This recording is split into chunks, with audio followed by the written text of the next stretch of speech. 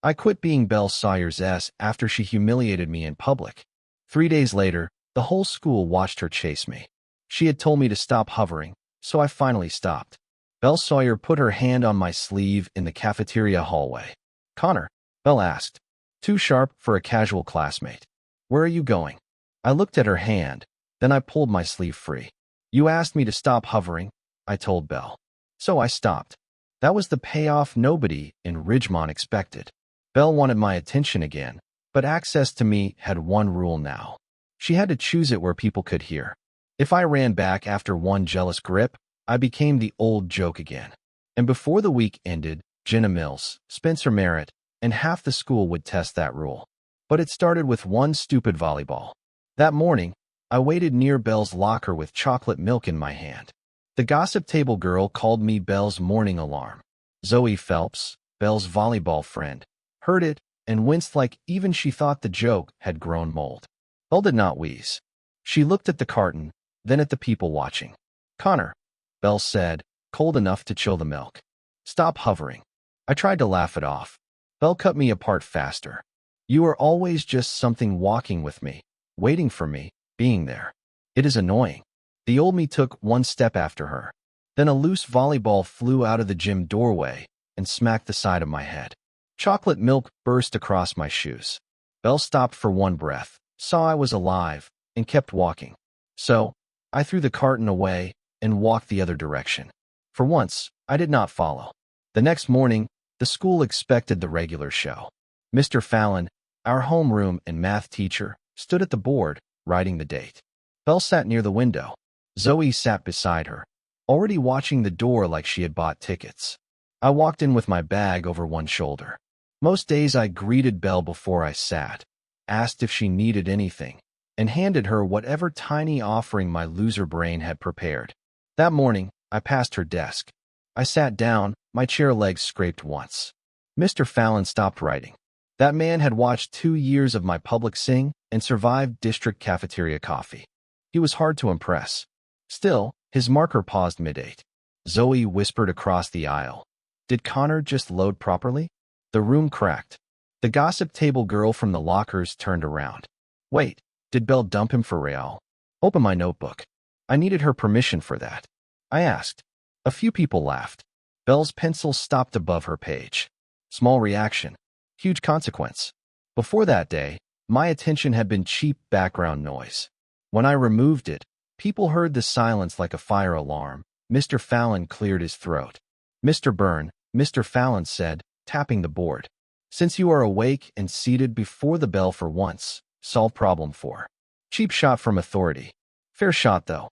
I stood, took the marker, and solved it. I skipped the speech and wrote the numbers. Mr. Fallon looked from the board to me. "Correct," Mr. Fallon said, unexpectedly painless. Zoe put a hand over her mouth. The gossip table boy said, "He can do math, too." Bel was hiding features. Beal's chair shifted. I sat down without looking at her. That mattered more than the answer. The school tested the change before lunch. At the end of homeroom, Bel's pen rolled off her desk and tapped my shoe. Tiny thing, stupid thing, dangerous thing. The old Connor would have picked it up like a knight retrieving a sword. He would have smiled, handed it back, and accepted the half-second of eye contact as payment. My hand moved once out of habit. Then I stopped it. The pen stayed on the floor. Zoe saw everything. Of course she did. That girl had surveillance powers powered by drama and granola bars. Zoe leaned across Bel's desk. "Customer service is closed." Bel's eyes dropped to the pen. Then she looked at me. I pushed my chair in. "You got it," I said. Bel's face tightened. "It is a pen." "Exactly." The gossip table boy made a tiny sound behind me. He understood too much and had too little survival instinct. Bel bent and picked up her own pen. A normal action, a nuclear event, apparently. Zoe whispered. "Historic." Bel snapped. "Zoe, stop narrating." Zoe lifted both hands. "I am documenting culture." I walked out before my face betrayed me. That pen did more damage than any speech. The room saw the service counter close. Bel saw it too. And for once, she had to reach for the thing she dropped. At lunch, the Commons cafeteria turned my silence into a sport. People kept testing me with tiny bait. A girl from Zoe's table leaned over as I passed. Connor, Bel's at the window table today. Good eyesight, I said. The girl blinked. Her friend laughed into her fries. I kept walking. That was the part nobody expected. They had spent years treating me like a toy with one button. Press Bel. Watch Connor move. Easy entertainment. The button broke. I took an empty seat 2 tables away. Then Jenna Mills sat down across from me. Jenna was from the next class over. The kind of girl people noticed because she smiled like she had already forgiven the room. I knew her name from shared assignments and hallway noise. We had never eaten together. She put her tray down like this was normal. Connor, Jenna said, glancing at the empty chair beside me. Is this seat cursed or just available? The whole table went quiet. Jenna had picked the worst seat in the comments. Beautiful timing. Criminal timing. I looked at the chair. Depends who is asking, I said. Jenna smiled. Me. Then it is available. 2 girls at the end of the table immediately leaned in. They smelled blood, romance, and cafeteria fries. Deadly combination. Across the room, Zoe's head turned. Then Bel's did too. I did not stare. After the volleyball, I promised myself one simple thing. Stop chasing, stop explaining, and stop running back. Because Bel looked confused by the exact distance she ordered. Jenna ate 1 fry and said, "You are calmer than the rumors said." What rumor? I asked. Jenna pointed with her fry toward the gossip table. That Bel finally put you down. The old me would have flinched. The new me chewed slowly. Bad rumor, I said. I stood up on my own. Jenna laughed. The sound carried. Bel's cup stopped halfway to her mouth. Zoe saw it. Of course, Zoe saw it. Zoe probably noticed dust gaining confidence. Zoe leaned toward Bel and said something I could not hear. Bel's mouth tightened. That should have ended the first day. The school refused to end there. After lunch, I passed Bel near the east stairwell. No crowd table or volleyball. Just the girl who had asked me to stop hovering and the boy finally obeying. I moved to the side. Bel moved to the same side. I stopped. She stopped too. 2 people avoiding a conversation. We were terrible at traffic. Bel looked past my shoulder. Jenna Mills. Her tone tried to be casual and missed by a full county. She needed a seat, I said. Bel folded her arms. So now you eat with anyone? Someone had taken a blurry cafeteria photo of Jenna across from me. The caption read, Connor Byrne replacement arc. Ridgemont had the subtlety of a dropped lunch tray. Replies came too fast. The gossip table girl sent 3 laughing faces. The boy from homeroom wrote, Brielle lost premium access. Zoe replied with 1 word, maintenance. Then the chat went dead for 6 seconds. That meant Bel had opened it. Ridgemont students could detect a screenshot pause like wildlife sensing a storm. Someone typed too soon. Nobody answered. That silence was better than the joke. The class had finally found a button that made Bel's side of the room hesitate. I typed 1 reply to Jenna. I texted weird was here before you. The typing bubble appeared, vanished, then appeared again. Jenna Mills texted good. I hate being the headline. That made her less dangerous to me and much worse for Bel's calm act. Jenna treated the seat like shelter. The class treated it like a throne. When I looked up, 2 girls by the bike rack were pretending to check their locks while watching my screen. Even leaving school had become a group project. One girl looked away so fast her lock spun backward. Ridgemont deserved a terrible nature documentary. Then I put the phone away. At the corner, I glanced back once. Bel stood outside the school doors with Zoe beside her. She was looking at me. I kept walking outside the doors. The distance she had asked for was finally visible. I had given it to her clean. The class noticed. Mr. Fallon noticed. Zoe noticed, Jenna noticed, and Bel noticed. Most of all, the problem was simple. A girl like Bel could ignore a boy chasing her. She had no practice ignoring the space he left behind. By the next morning, Ridgemont had promoted my silence into a public event. The class group chat had turned the cafeteria photo into a crime scene. One version circled Jenna's tray. Another version circled my face. A third version put a fake crown over the empty chair beside me. The caption said, Open applications for Connor Byrne's lunch era. Terrible work. Strong engagement. The gossip table girl had the fake crown version open when Bel walked into homeroom. She lifted the phone too high. Bel, is the chair open now, Or do applications go through you? The room went so quiet Mr. Fallon stopped sorting papers. Belle looked at the fake crown. Then she looked at me. Ask Connor. Belle said, tiny dodge, large damage. Zoe Phelps sat beside Belle, grinning like she had already seen the deleted footage. Zoe leaned toward Belle and whispered loudly, you are going to crack a tooth if you pretend harder. Belle snapped. Zoe. Mr. Fallon tapped his desk. Zoe Phelps torment people after attendance. Respectfully, Zoe said, this is educational. The room laughed. Belle turned toward the window like glass could protect her. I sat down and opened my notebook. The no chase rule had a second clause now. If I accepted any girl who smiled at me just to punish Belle, I became the same clown in a new costume. I could stop chasing without turning Jenna Mills into a weapon. I hated how reasonable that sounded. It kept me from doing something stupid. Lunch tested it immediately. I had barely reached the commons when Jenna lifted one hand from the same table as yesterday. Jenna Mills, the next class girl who had picked the most radioactive seed in school, had saved the chair across from her. The gossip table noticed before I did.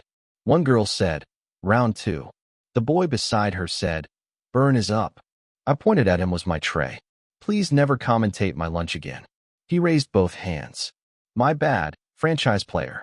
The table laughed. I sat across from Jenna because running away would have been weirder than sitting. Jenna pushed a napkin toward me.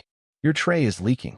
Jenna said, even my food wants out, I said. Jenna laughed. You always talk like that. Only under surveillance. Jenna glanced toward the window tables. Belle sat there with Zoe and 2 volleyball girls. Belle had her phone face down. Her posture said she had no interest in my table. Her eyes ruined the performance twice in 5 seconds. Zoe saw it and nearly choked on her drink. Then Brady Hume arrived. Brady was Jenna's ex, a senior with clean sneakers, gelled hair, and the kind of grin guys where when they think volume counts as confidence. He stopped beside our table and looked at Jenna like she had borrowed his property. Jenna, Brady said loud enough for witnesses. This is where you ended up. Jenna's smile dropped. There it was, the explanation nobody needed a park bench to hear. Brady looked me over. Connor Byrne, Belle's spare boyfriend. The gossip table inhaled like a vacuum. Belle's head turned. Zoe whispered something to her and sat straighter. I put down my fork. Brady, I said.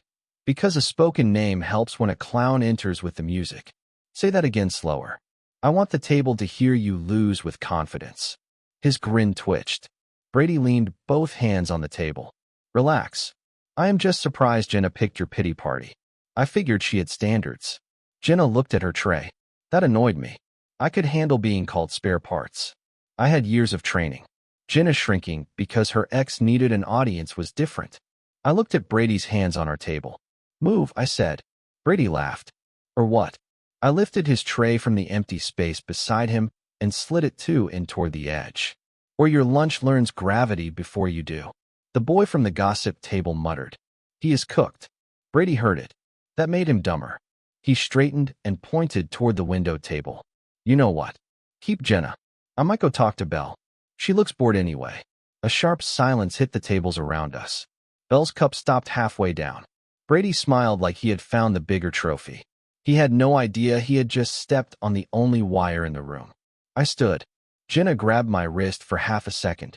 Connor, do not. I looked down at her hand. Jenna let go fast. I am fine, I told Jenna. Then I faced Brady. You lost, Jenna, I said. Now you want to borrow Belle's name, so the room forgets you got dumped. Brady's face re-eamed. The gossip table made a wounded animal sound. They were eating this up. Shameless people. My people. Sadly, Brady said, you still act like you own Belle. No, I said. That was my old problem. I acted like standing near her meant something. Across the cafeteria, Belle's eyes stayed on me. My voice stayed level. I still like Belle, I said. I am done auditioning for people who want attention only when somebody else is watching. That line hit 3 tables at once. Jenna sat back like I had opened a window. Brady lost his grin. Belle looked away too late. Zoe turned to Belle and said, loud enough to be evil. Why are you listening so hard? Belle snapped. I am eating. Zoe looked at Belle's untouched tray aggressively. I see. The volleyball girls laughed. Belle's ears went red. Beautiful disaster. No notes. Brady tried to recover by clapping slowly. Big speech from the guy who followed Bel around like a lost dog. Brady said, "He should have stopped before the slow clap. The slow clap is where confidence goes to die." I picked up my tray. "Jenna," I said, "I am going to sit at the end table. You can stay here if you want. You can move if you want. Either way, Brady can perform for his reflection." Then I walked away. I did not wait for Jenna. Waiting would have turned it into a rescue fantasy, and I had retired from unpaid fantasy labor. Jenna stood anyway. Her chair scraped loud across the floor. Brady stared at her. "Seriously?" Jenna held her tray with both hands. "Brady," Jenna said, voice shaking and still clear. "I sat with Connor because he did not ask me to make you jealous." The Commons went quiet enough to hear the soda machine hum. Jenna walked to my table. She sat down across from me again. Brady had a whole cafeteria and somehow nowhere to put his face. That was talent. Bel watched Jenna sit. Zoe watched Bel watch Jenna. I watched my fries because one of us needed dignity. Jenna breathed out. "Sorry," Jenna said. "I thought I could handle him." "You did," I said. "He is standing there like a wet poster." Jenna laughed through the embarrassment. Then her eyes went serious. "I did use your table a little," Jenna said. Brady was supposed to see. I appreciated the honesty. Ugly honesty saves time. "Thanks for telling me after the explosion," I said. Jenna winced. "Fair." I leaned back. "Jenna," I said, making sure she heard the boundary clean, "I am not your revenge seat." She nodded. "I know," Jenna said. "That is why I am apologizing." "Good. Apology accepted." The gossip table boy whispered, "This is healthier than health class." I pointed at him without looking. "Final warning. Sports desk." He shut up, but he smiled. Even parasites enjoy being noticed. Then Bel stood. The window table went still. For half a second, I thought she was coming over. She picked up her tray and walked to the trash. The long route past our table, Jenna and me. She stopped beside the trash can and scraped food she had barely touched into it. "Connor," Bel said without looking at me. "You are loud today." There it was. The safest possible complaint. I looked up. "People keep saying my name," I said. "Rude of me to attend." Jenna pressed her lips together. Zoe, still at the window table, covered her mouth with both hands. Bel turned toward me. Her expression was smooth. Her fingers were tight around the tray. "You always make a joke when you are avoiding something," Bel said. My stomach tightened. I stood because sitting made me feel cornered. "What am I avoiding?" I asked. Bel looked at Jenna, then back at me. She did not answer. Zoe appeared at Bel's shoulder like a demon summoned by awkwardness. "Bel," Zoe said sweetly. He asked a direct question. "Those are legal in this state." Bel glared at Zoe. Zoe smiled harder. Brady, desperate for one more head of relevance, muttered, "This is pathetic." I turned my head. Brady froze. I smiled. "From you? That is a 1-star review for failure." The gossip table broke. Brady grabbed his bag and left the Commons with his tray still on the table. His abandoned chocolate pudding sat there like a tiny surrender flag. Jenna looked at it, then at me. "Can I throw that away?" Jenna asked. "Please," I said, "it is seen enough." Jenna stood and dumped Brady's tray. Small act, big room. When Jenna came back, people looked at her differently.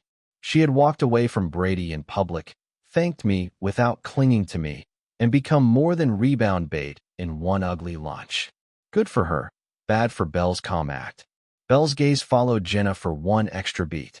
Then Bel looked at me. "Connor," Bel said quieter now, "do you really still like me?" The whole table pretended to stop listening.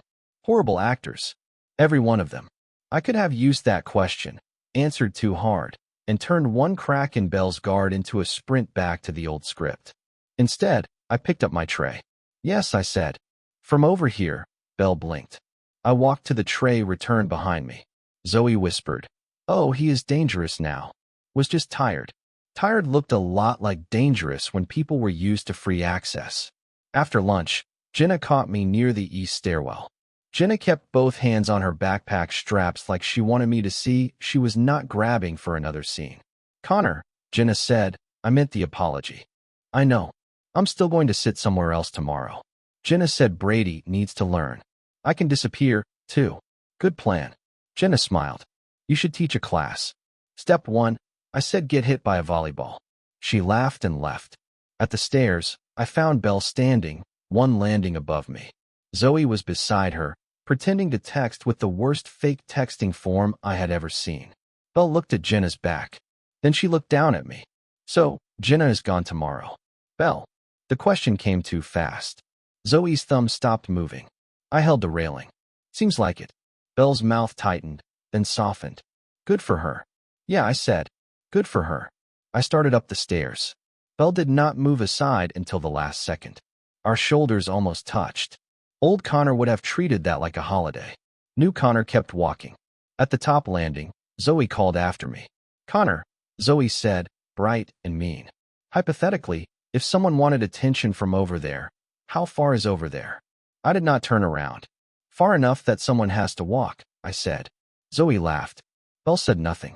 Her silence followed me down the hall anyway. Brady had made the next step ugly and public for me.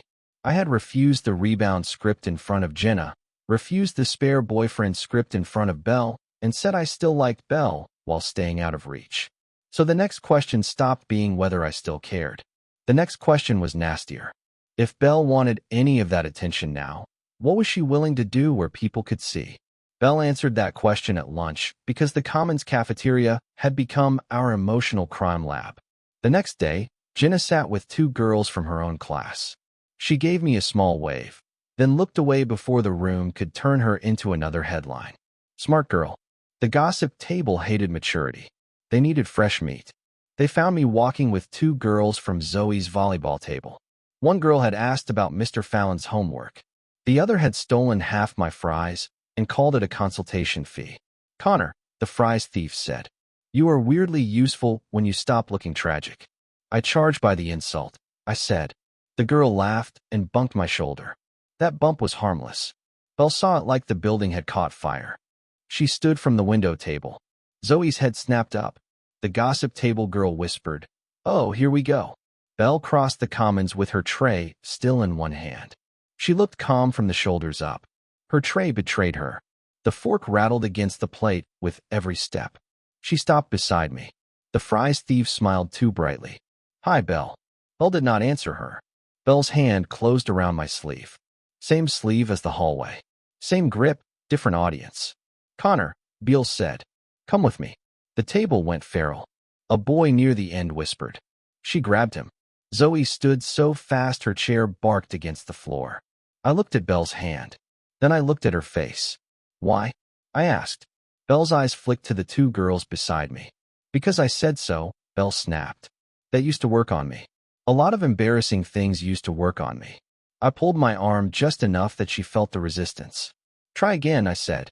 The Commons held its breath. Belle's face flushed. She leaned closer and lowered her voice, which helped nobody because everyone had already sold their souls to hear this. "Because watching them hang all over you made me feel weird," Belle said. The fries thief covered her mouth. Zoe looked like a holiday morning had kicked down the door. I kept my face still. "Weird," I repeated. Belle glared. "Do not make me say it louder. You already grabbed me in surround sound." The gossip table made a wounded wheeze. Belle's hand tightened. Then she pulled. I could have stayed put with the whole room behind me and enough witnesses to start a documentary. Instead, I went with her. The obstacle was simple. If I turned her first reach into a public defeat, she would retreat behind pride for another month. I wanted truth, not a cafeteria trophy. Still, I made her walk past the gossip table. Petty? Yes.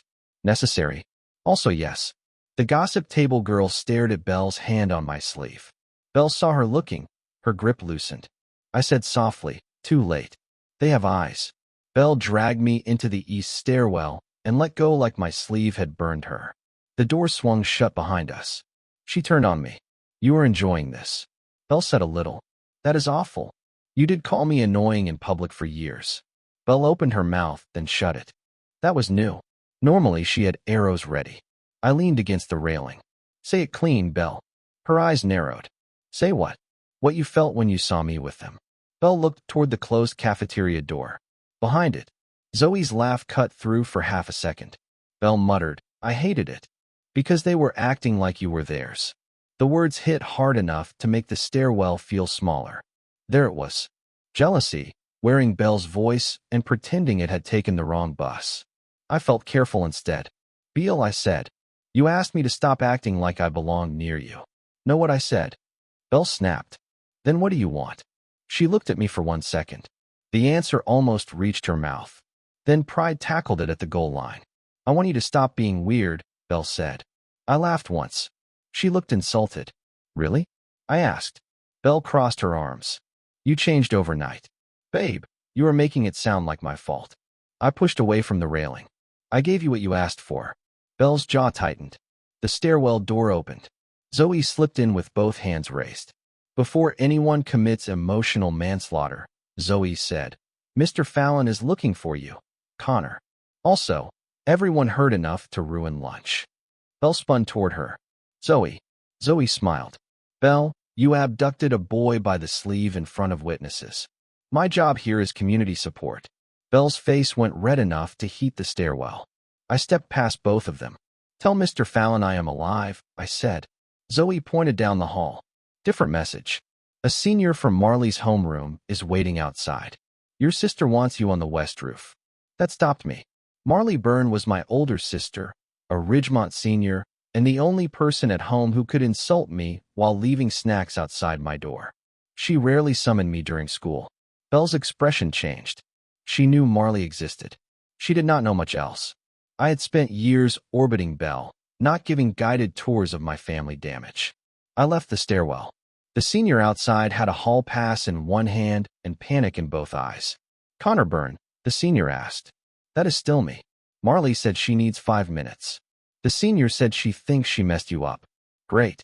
My sister had chosen drama with rooftop seating. I headed for the west roof.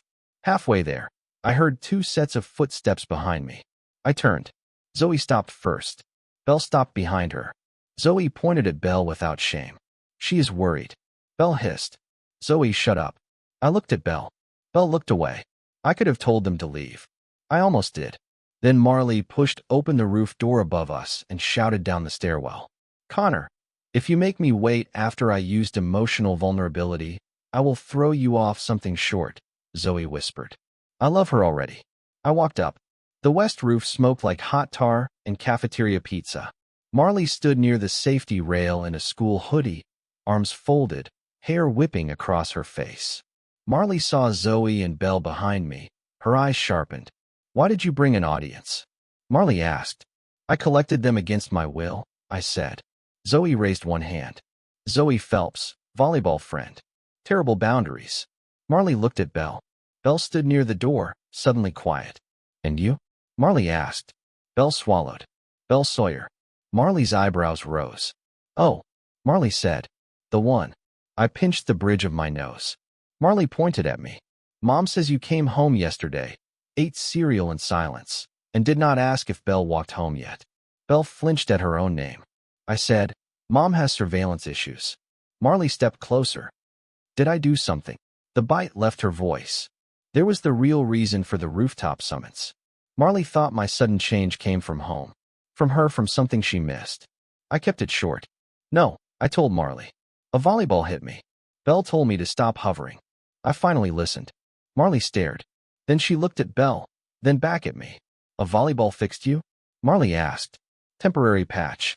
Zoe coughed into her hand. Marley's mouth twitched. Then she punched my shoulder. Lightly mostly. You scared Mom. Marley said. I changed lunch seats. You changed oxygen patterns. Marley said. You have been obsessed with one girl since freshman year. Belle lowered her eyes. That made the roof quiet. I did not want Marley bleeding guilt in front of Belle. I also did not want Belle thinking one soft moment erased the rule. So I gave Marley the fastest test I could. Name 10 good things about me. I said. Marley blinked. What? You were worried you ruined me? Name 10 good things. Marley opened her mouth. Nothing came out. Zoe slowly covered her smile. Belle stared at the ground. Marley snapped. You put empty cereal boxes back in the cabinet. That is one crime, not one compliment. You hum when you brush your teeth. Also a crime. You once tried to fix the sink with a butter knife. Marley, I'm thinking under pressure. Zoe lost one laugh. Marley glared at her, then looked back at me. Her voice softened despite the glare. You cut the crust off Mom's sandwich when she works late, Marley said. The porch light stays on after my practice. My back tire gets checked when it rains. Mom gets the good coffee. And you watch people closer than they deserve. You are also annoying, dramatic, and allergic to folding laundry. She stopped. Nobody joked for a second. Then Marley punched my shoulder again. There, Marley said. Finish. Do not make me count. I swallowed. Good enough. She folded her arms. So this is really about Bel? Bel looked up fast. I answered before Marley could weaponize the silence. This is about me being tired of chasing someone who told me to leave her alone. Marley looked at Bel. Bel's face went pale then pink. Zoe watched them like tennis with explosives. Marley nodded once. Fair. Marley said painfully fair. I hate it, but fair. That should have closed the roof scene. Then the door behind Bel creaked. Bel jumped. I looked past her. The metal trash can by the door rocked once like someone had bumped it while trying to hide. Zoe turned slowly toward Bel. Marley turned too. Bel froze. I stared at her. Bel, I said, why are you on the west roof? Her mouth opened. Nothing came out. The questions stripped the scene clean. 10 minutes ago, she had dragged me from girls because she hated them acting like I belonged to them. Now she had followed me to a family talk and got caught beside a trash can like a spy with budget cuts. Zoe put both hands over her mouth. Marley squinted. Did she follow you? Bel snapped. I came with Zoe. Zoe's hands dropped. Absolutely not, Zoe said. I have many sins. This one walked herself. Bel looked betrayed. Zoe shrugged. Do not drag me into your crimes without snacks. Marley stared at Bel, then at me. Oh, Marley said. This is messy. Helpful, I told her. Bel took one step back. I did not move toward her. I did not soften it. You called me annoying for following you, I said. This is a weird audition. Zoe made a strangled noise. Marley turned away like she was coughing except her shoulders were shaking. Bel's whole face went red. I was checking on Marley. Bel said. Marley lifted one hand. We have met for 4 seconds. Bel's excuse died on impact. Cooked. Fully plated. I almost felt bad. Almost. Bel grabbed the roof door handle. Forget it, Bel said. She went inside before anyone could stop her. Zoe looked after her, then at me. Connor, Zoe said. Lower now. She is terrible at this. At what? I asked. Zoe smiled like she knew the answer and hated that she could not say it for Bel. Walking? Zoe said, obviously. Then Zoe followed Bel down the stairs.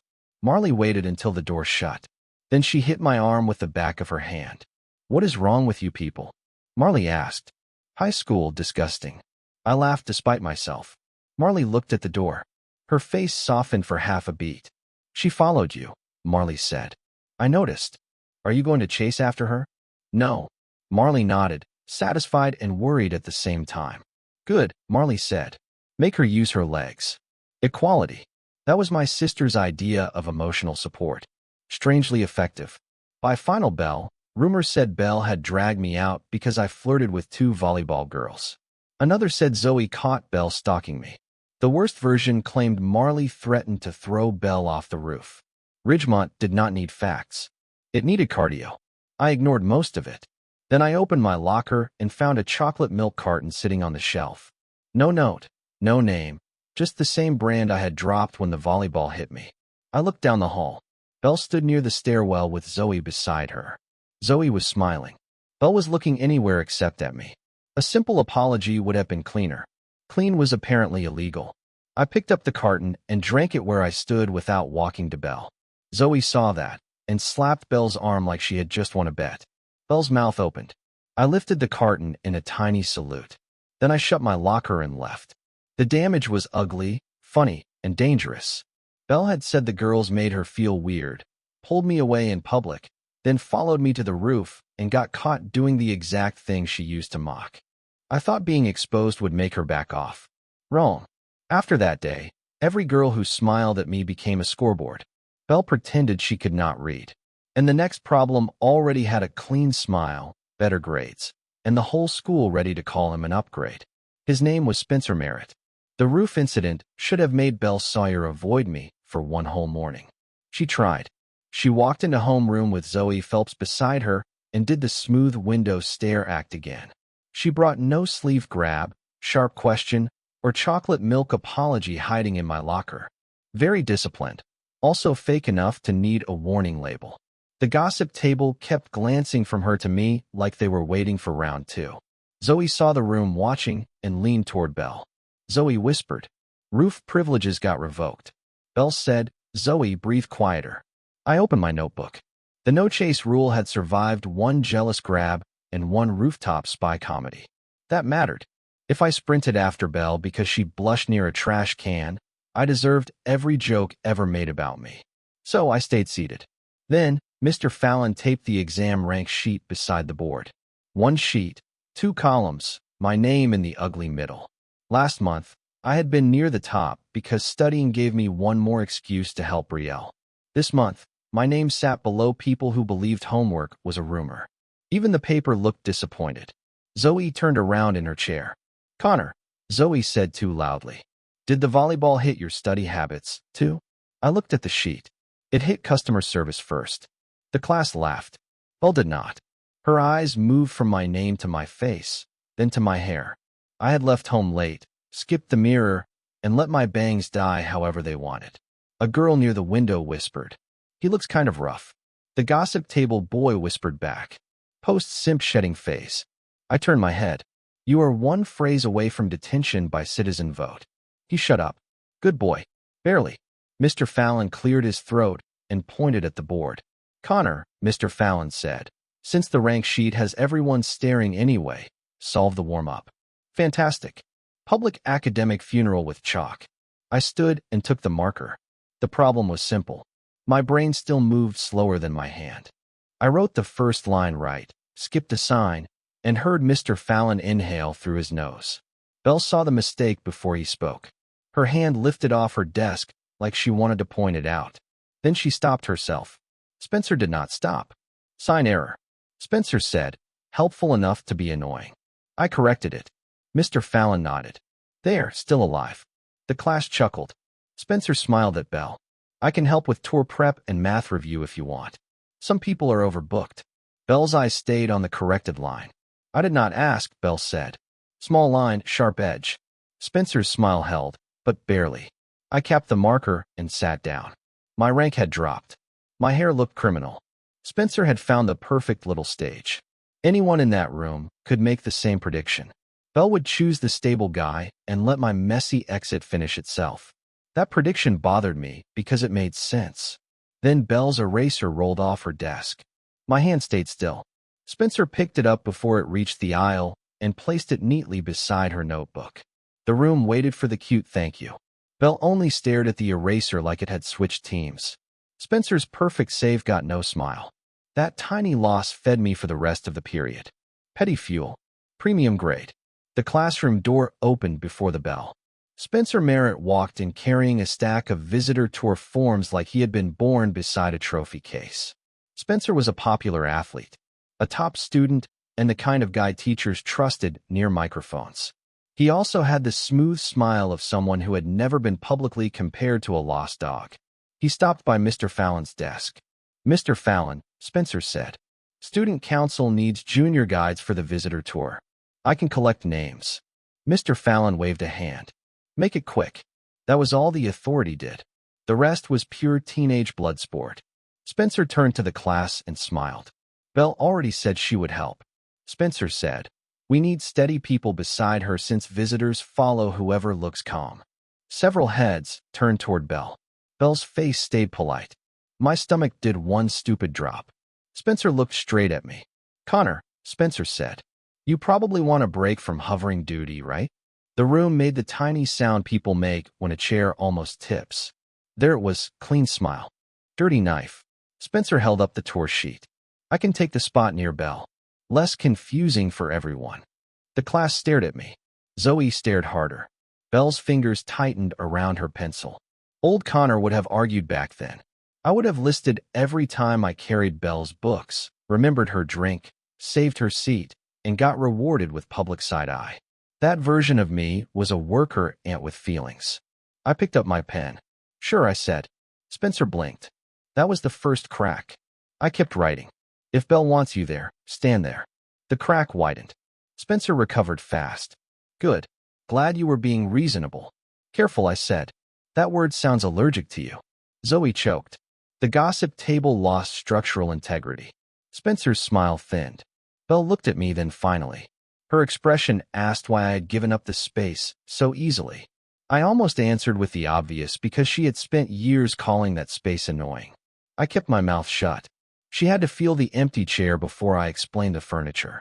A girl by the back wall raised her hand with fake innocence. So, Spencer and Briella are a pair now? The girl asked. Spencer answered too fast. For the tour, Zoe smiled. That sounded rehearsed. Belle's face cooled. It is a school tour. I looked at my paper. Congratulations to the school. The room laughed before it knew whether it should. Spencer stared at me like I had scratched his trophy. The sheet passed around after first period. Spencer wrote his name beside Belle's before the paper reached my row.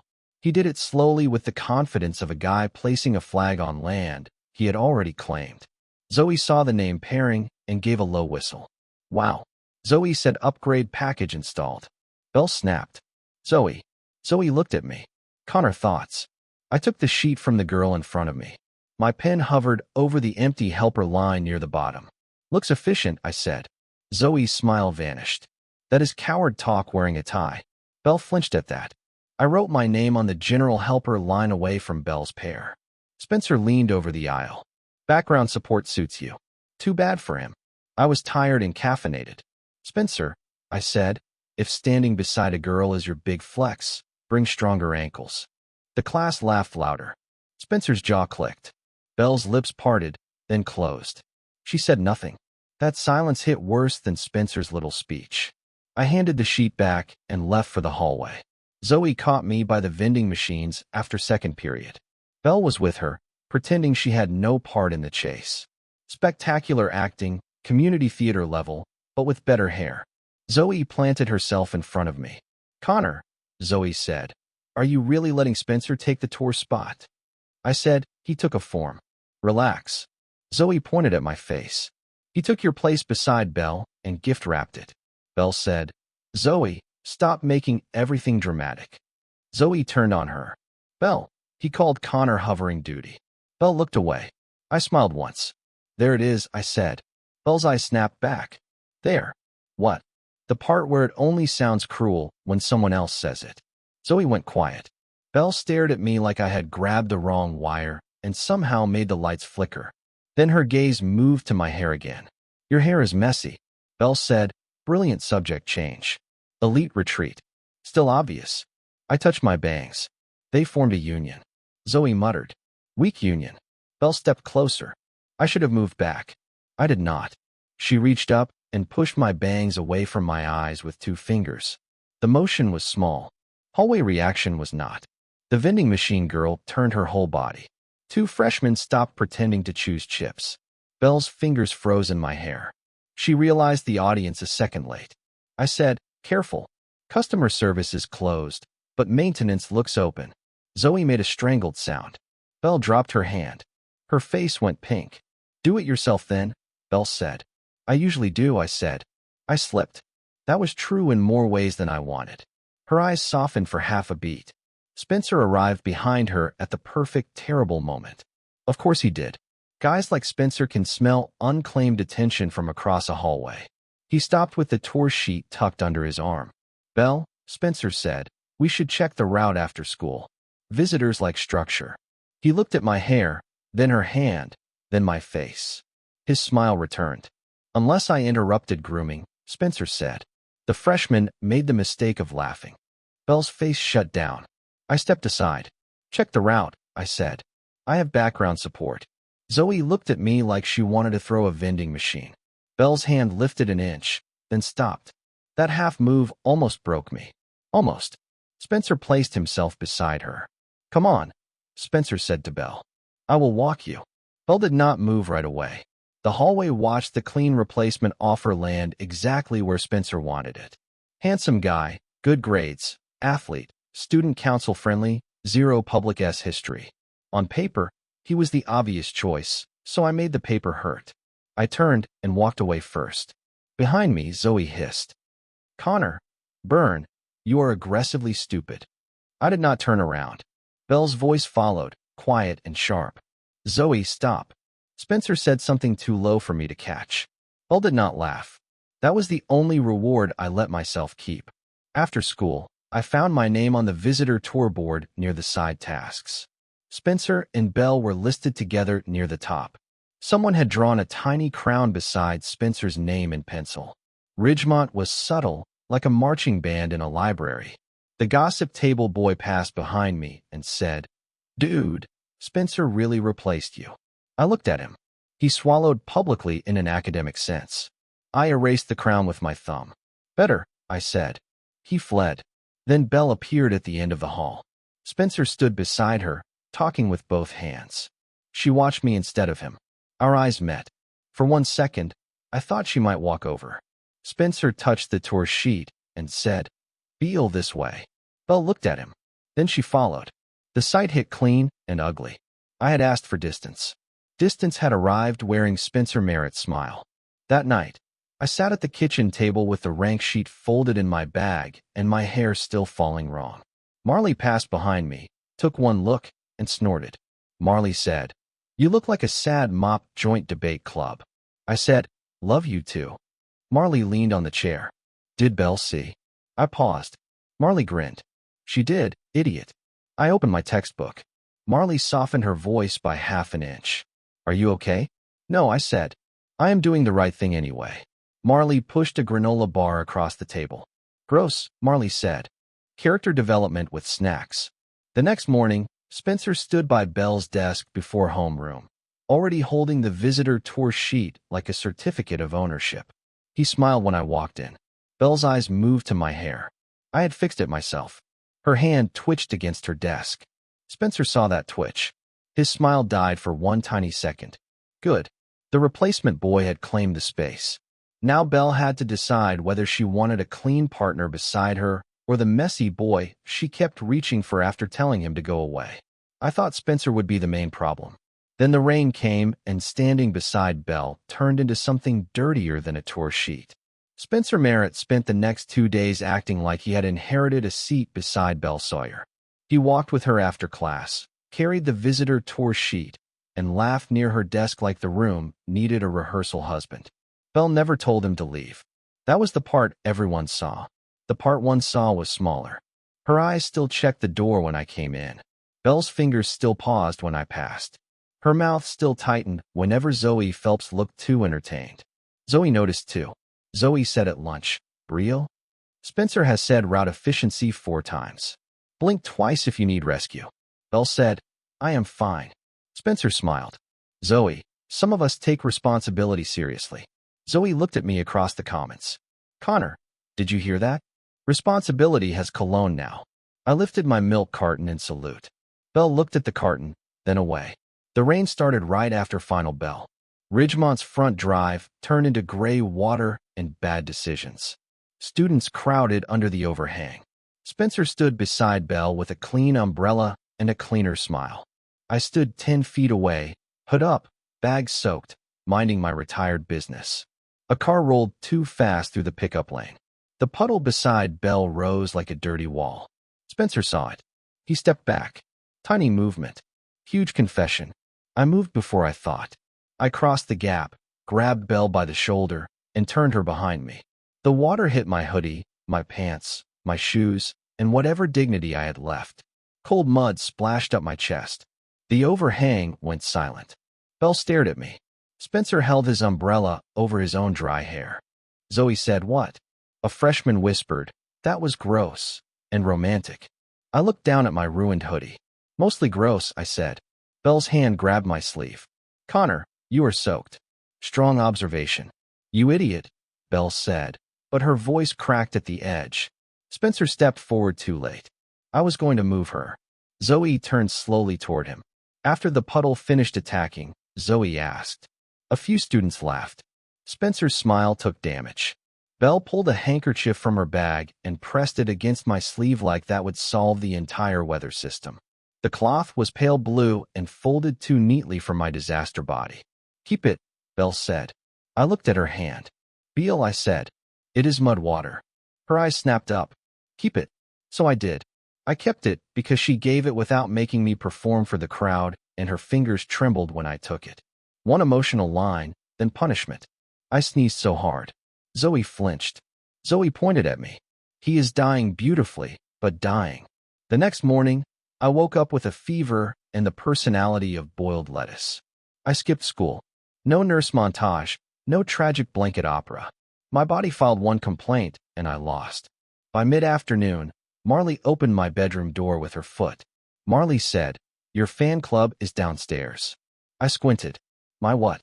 Marley leaned in. Bel Sawyer brought notes. Zoe brought chaos.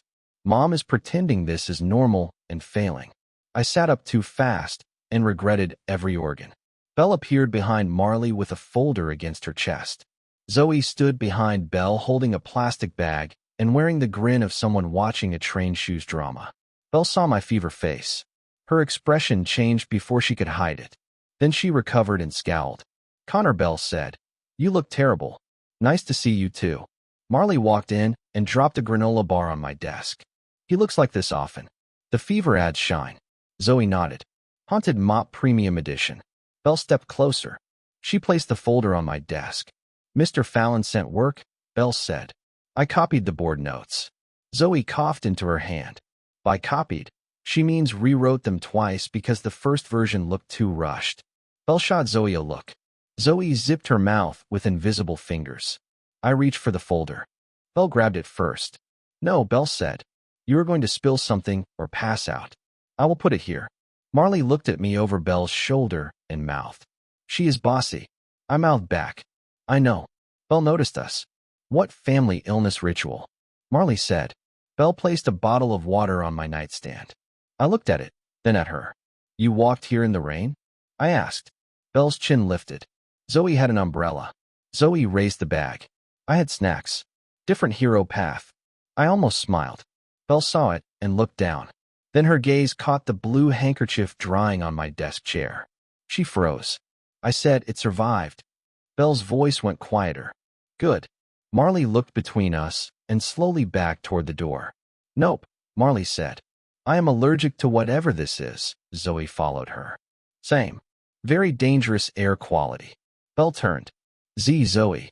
Zoe pointed at the folder. "You delivered notes. Community service complete." Then Zoe and Marley left us alone with the loudest silence in suburban history. Belle stood beside my desk. I stayed against the pillow because my bones had become pudding. "Why did you step in front of the water?" Belle asked. I looked at her. "Because it was going to hit you. That is your whole answer." "Hey." Her fingers curled around the folder edge. "You do things like that," Belle said. "Then you act like you are gone." The fever made me honest and rude. "I can protect you without begging for permission to stand near you." Belle's eyes flashed. Then she looked away. "Rest," Belle said. She left before I could ruin the moment with a joke. At the door, Belle paused. "Connor," Belle said, "the handkerchief was clean when I gave it to you." I looked at the ruined cloth on the chair. "That sounds like a complaint for the puddle." Her mouth twitched then flattened. "Wash it before you give it back." Belle said bossy even during charity. Belle's hand tightened on the doorframe. "I am serious." "I know." She left. The next day, I brought the handkerchief folded in a plastic bag. I meant to return it quietly before class because apparently I enjoyed setting traps for myself. Belle stood by the lockers with Spencer and Zoe. Spencer noticed the bag first. "Laundry delivery?" Spencer asked. Zoe's eyes went nuclear.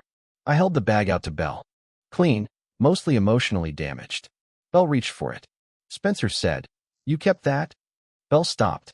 The hallway heard the question and immediately pretended to organize itself. I looked at Spencer. "She told me to." Spencer laughed once. "You still take orders?" "Well," Belle's hand closed over the bag before I could answer. "Spencer," Belle said, "drop it." That line did more than defend me. It claimed the handkerchief as hers to handle.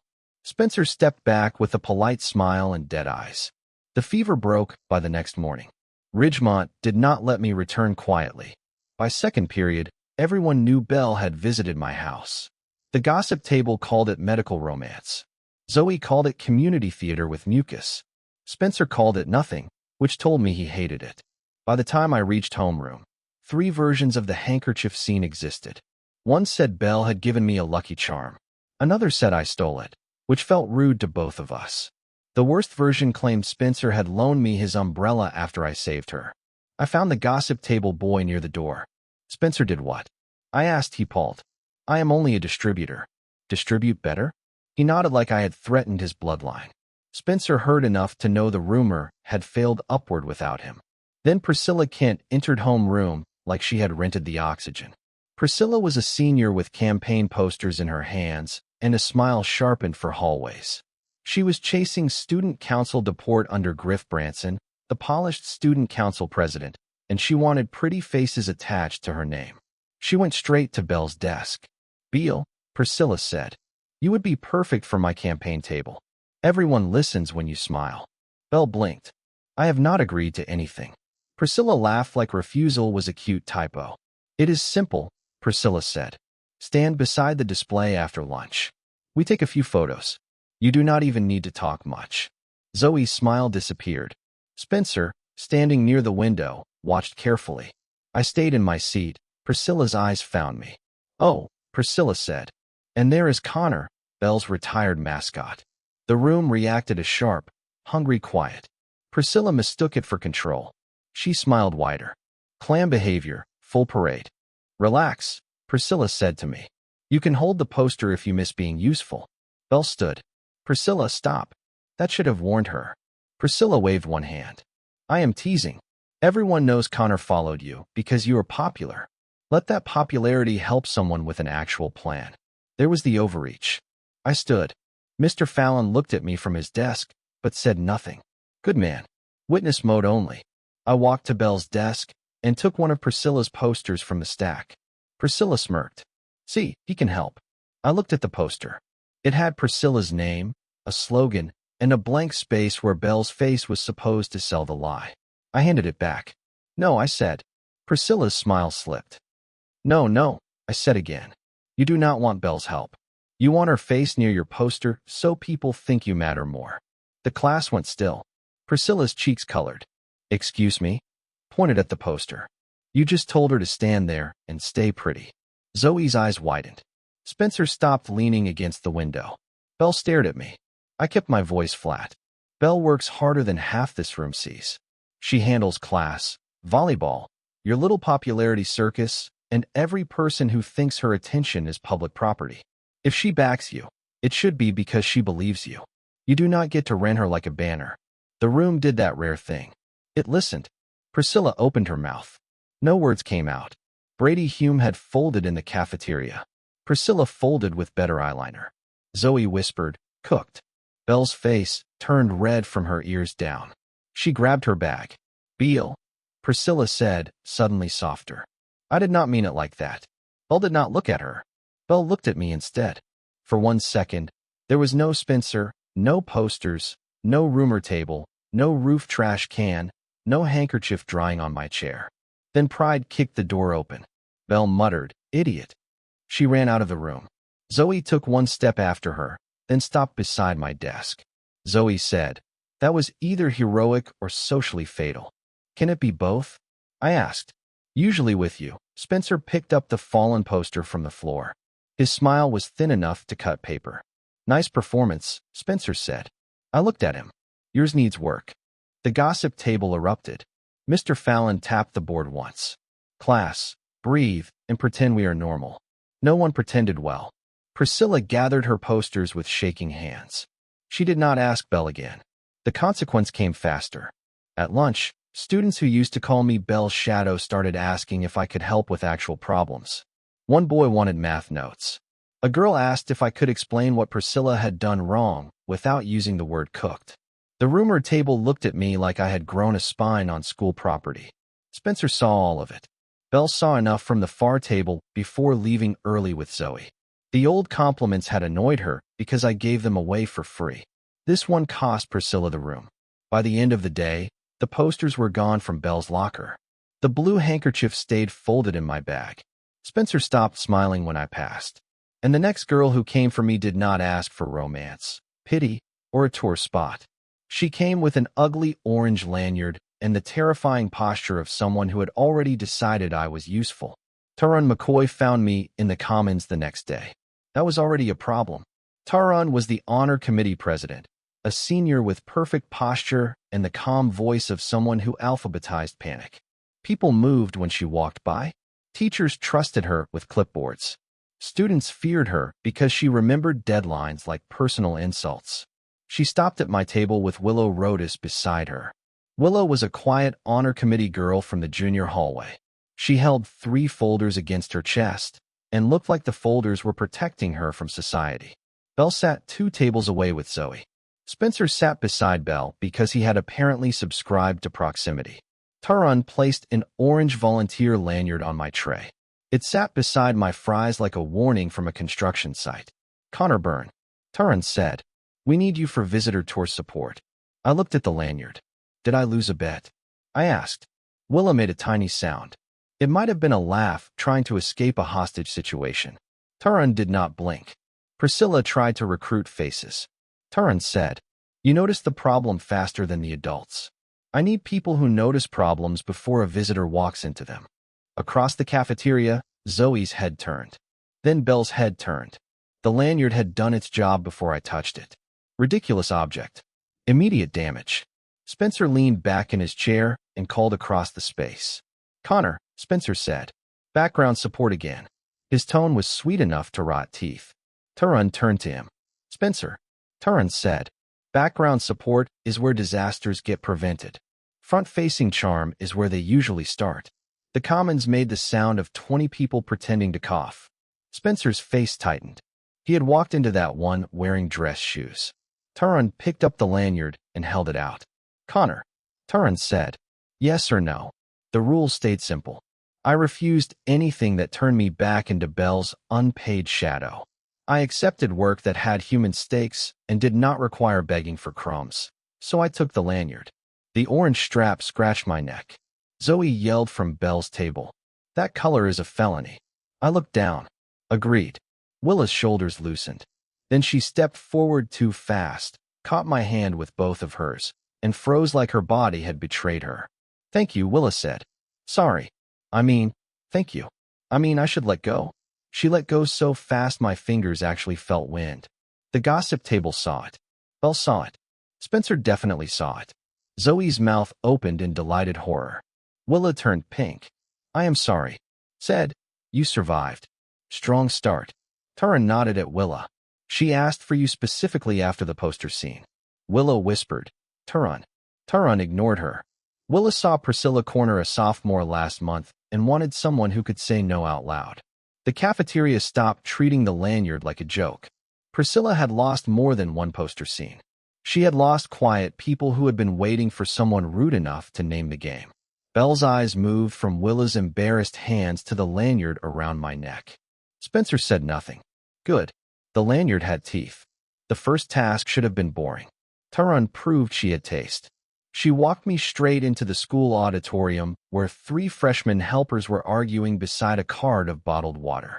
One had stacked boxes in front of the side door. Another had spilled water across the aisle. The third kept saying, Taran said. Labels like labels had become a religion. Willis stepped forward. "The side door has to stay clear." The loudest freshman cut her off. Taran brought him, "Not you." Wolf folded behind the folders. Taran stopped beside me. "Fix that," Taran said. "The boxes or the attitude?" I asked. "Yes," Taran said. I walked to the freshman. The loudest one said, "Who put you in charge?" I tugged the orange lanyard. "Bad fashion," I said. "Move the boxes before someone trips and turns the tour into a lawsuit-shaped rumor." He frowned. "You cannot tell us what to do." I pointed at the wet aisle. "Then stand there when a parent slips. Smile for the group chat." The freshman looked at the water, then at the blocked door. He moved. The others moved, too. No speech, no committee meeting, just a problem. A lanyard and 3 kids choosing survival. Taran watched from the aisle. "Useful," Taran said. "Ugly," I said, touching the strap. "Both," Willis said, then looked terrified that she had spoken. I nodded. "Accurate." The lanyard kept creating small disasters. In the hall, a freshman girl asked if I could walk her to the auditorium because the visitor doors all looked the same. Willa tried to answer. got talked over by two taller boys, and went still with the folders against her chest. I stepped between them. "Let Willa finish," I said. One boy smirked. "We were not talking to you." "Good," I said. "Your conversation quality was low." Will blinked. The freshman girl had a laugh. The boy's face colored, but he backed up. Willa gave the directions in one clean breath, then looked at me like she had surprised herself. Bel saw that from the stairwell. So did Spencer. The day kept handing him reasons to hate orange fabric. By final bell, the orange lanyard had become a school object. People pointed at it. Zoe called it my caution tape era. The gossip table boy asked if I directed traffic now. I told him he looked illegally parked. Belle passed me near the east stairwell.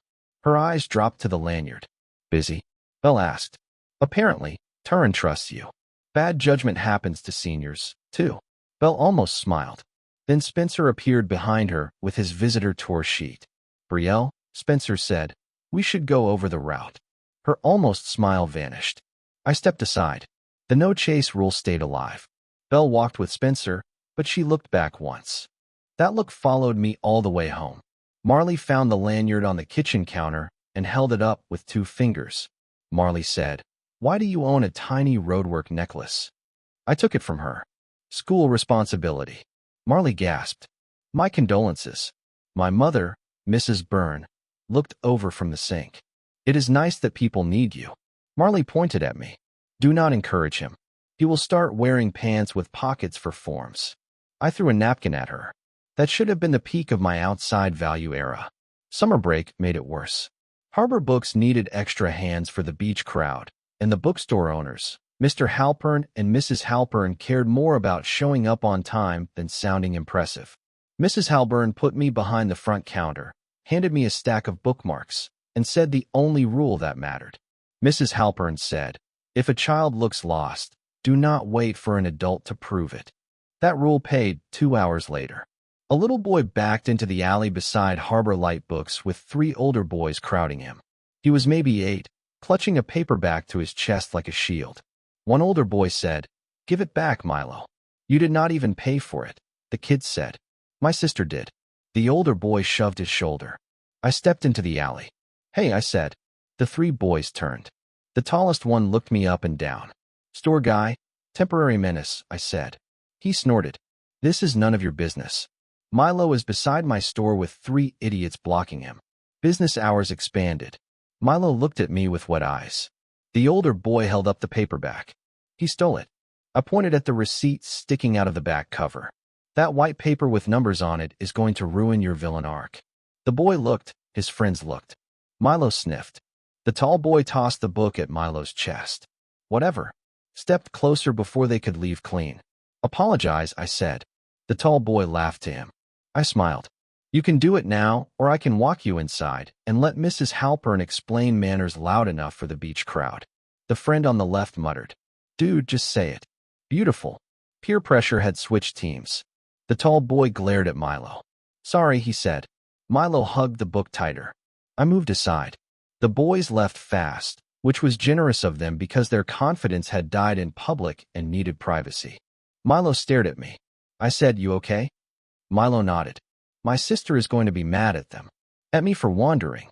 "Smart sister." Milo winced. Then a girl ran around the corner, so fast her sandals slapped the pavement. "Milo," she shouted. She grabbed him by both shoulders and checked his face like she was counting pieces. She had wind-blown hair, a beach tote on one arm, and the expression of someone ready to fight 3 boys in a weather pattern. Milo pointed at me. "Phoebe," Milo said. "The store guy saved my book." So that was her name. Phoebe looked at me. Her anger shifted into relief so quickly it almost knocked her over. "Thank you," Phoebe said.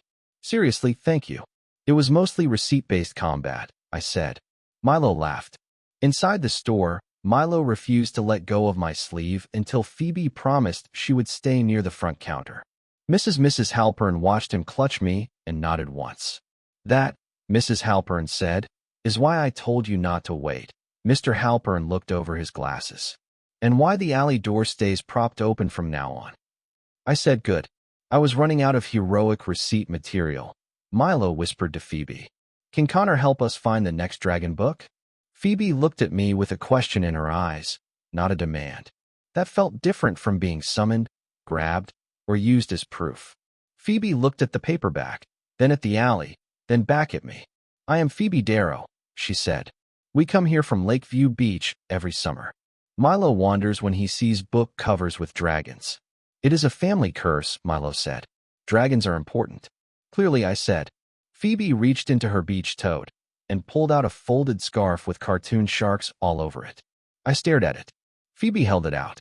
"Milo picked this at the beach stand earlier and refused to wear it. Take it as a thank you before I throw it into the ocean." Milo gasped. "Phoebe." Phoebe smiled at him. "Consequences." I took the scarf because rejecting a child shark tribute would have made me lose to a worse version of myself. The scarf was ridiculous. Blue sharks, yellow teeth. One shark had sunglasses. Milo said, "It makes you look brave." I wrapped it around my neck. "It makes me look like aquarium security," I said. Milo laughed so hard he bent over.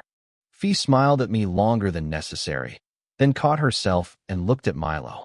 "We should go," Phoebe said. "Milo, say thank you properly." Milo saluted me with the paperback. "Thank you, store guy," Milo said. "Connor," I said. Phoebe repeated it. "Connor, I hope we see you again." That sentence was too warm for a normal thank you. By closing time, Mrs. Halpern had heard the story. Mr. Halpern had called the shark's scarf memorable, and Mrs. Byrne had reported my terrible new fashion choice to Marley. Marley texted back, "Are you dating an aquarium?" I replied, "The aquarium treats me with respect." Then my phone lit up with a message from Zoe. Zoe texted, "Bel Sawyer give you the lanyard. She asked why Willa grabbed your hand." I stared at the screen. Another message arrived. Zoe texted, "Also, if you own shark clothing now, hide it badly for science." I put the phone face down. The lanyard had told Belle that useful girls at school needed me. The scarf proved someone outside Ridgemont could thank me without acting embarrassed by my existence. That felt good. A little too good. The next morning, I folded the shark scarf into my bag instead of throwing it away. Bad call. I told myself it was proof I helped someone. That excuse survived exactly until Belle saw the cartoon teeth. That ridiculous scarf should have stayed a private joke between a rescued kid, his sister, and one tired bookstore employee. By Lakeview Beach, it became the first object Belle wanted to hate before she even knew why. The shark scarf betrayed me before Lakeview Beach did. I thought I had buried it in my bag. One cartoon fin stuck out during lunch like it had a personal grudge against peace. Zoe Phelps saw it first. Zoe leaned across Bel Sawyer's table and pointed with her fork. "Connor Byrne explained the marine crime in your backpack." Belle looked over. Her eyes found the blue fabric, the yellow shark teeth, and the stupid sunglasses on one shark's face. I pushed the scarf deeper into my bag. "Evidence of a rescue," I said. Zoe's grin widened. "A girl rescue." "Milo rescue," I said. 8 years old, dragon book involved. "Very serious." Belle's mouth moved before her pride stopped it. "Who gave you the scarf?" I looked at her. She looked back like she had asked about homework. "His sister," I said. Zoe made a tiny choking sound. Belle's fingers tightened around her cup. Spencer Merritt, still sitting beside her like a sponsored replacement, smiled at the scarf. "Cute. The bookstore has fan merch now," I said. "Careful, Spencer. Milo has better taste than your tour speeches." The gossip table laughed. Spencer's smile flattened. Belle looked at the bag again, then away. The scarf should have stayed a private thank you. Ridgemont turned it into a weather system before 6th period. Belle caught me near the east stairwell after lunch. Zoe trailed behind her with the face of a person carrying gasoline and waiting for permission. Belle pointed at my bag. "His sister has a name." I stopped. "The shark has sunglasses." "Asked better questions." Zoe whispered. "I vote. We start with the sister." Belle ignored her. "Connor Vivid Darrow," I said. "Milo's older sister. She thanked me because her brother got cornered outside Harbor Light." Belle's eyes narrowed with the scarf. People expressed gratitude poorly under stress. Zoe leaned closer. "I once gave Belle a stress muffin. Belle said it had salt in it. It was emotional salt." I started around them. Belle stepped into my path before she could pretend she meant to. The stairwell traffic slowed.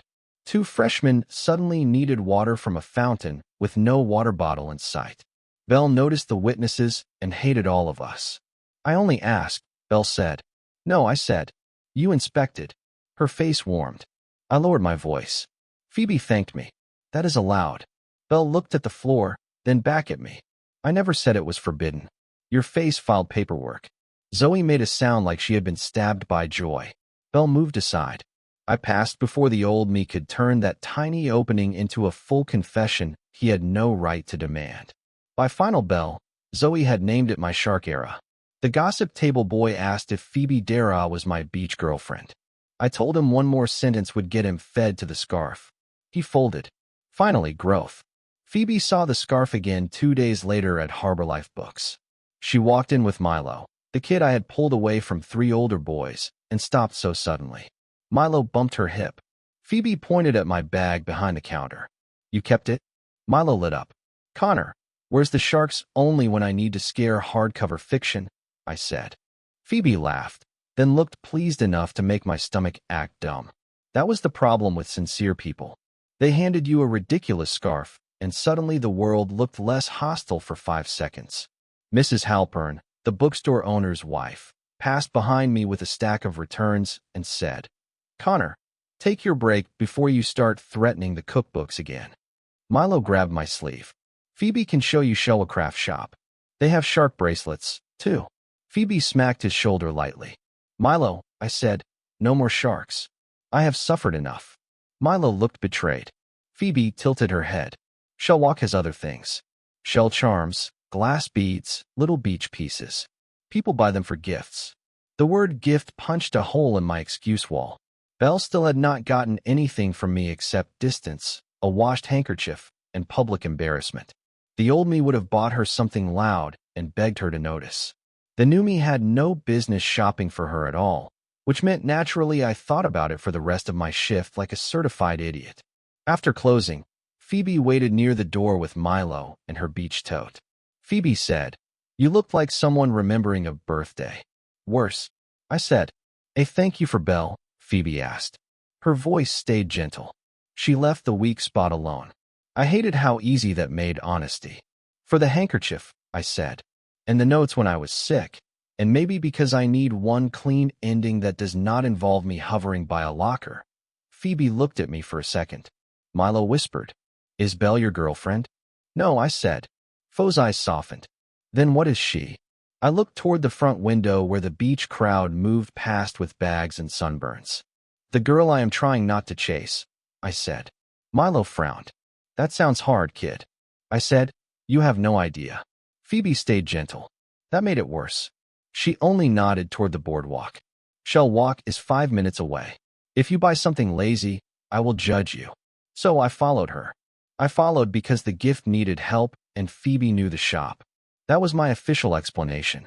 My unofficial explanation had more panic and less dignity.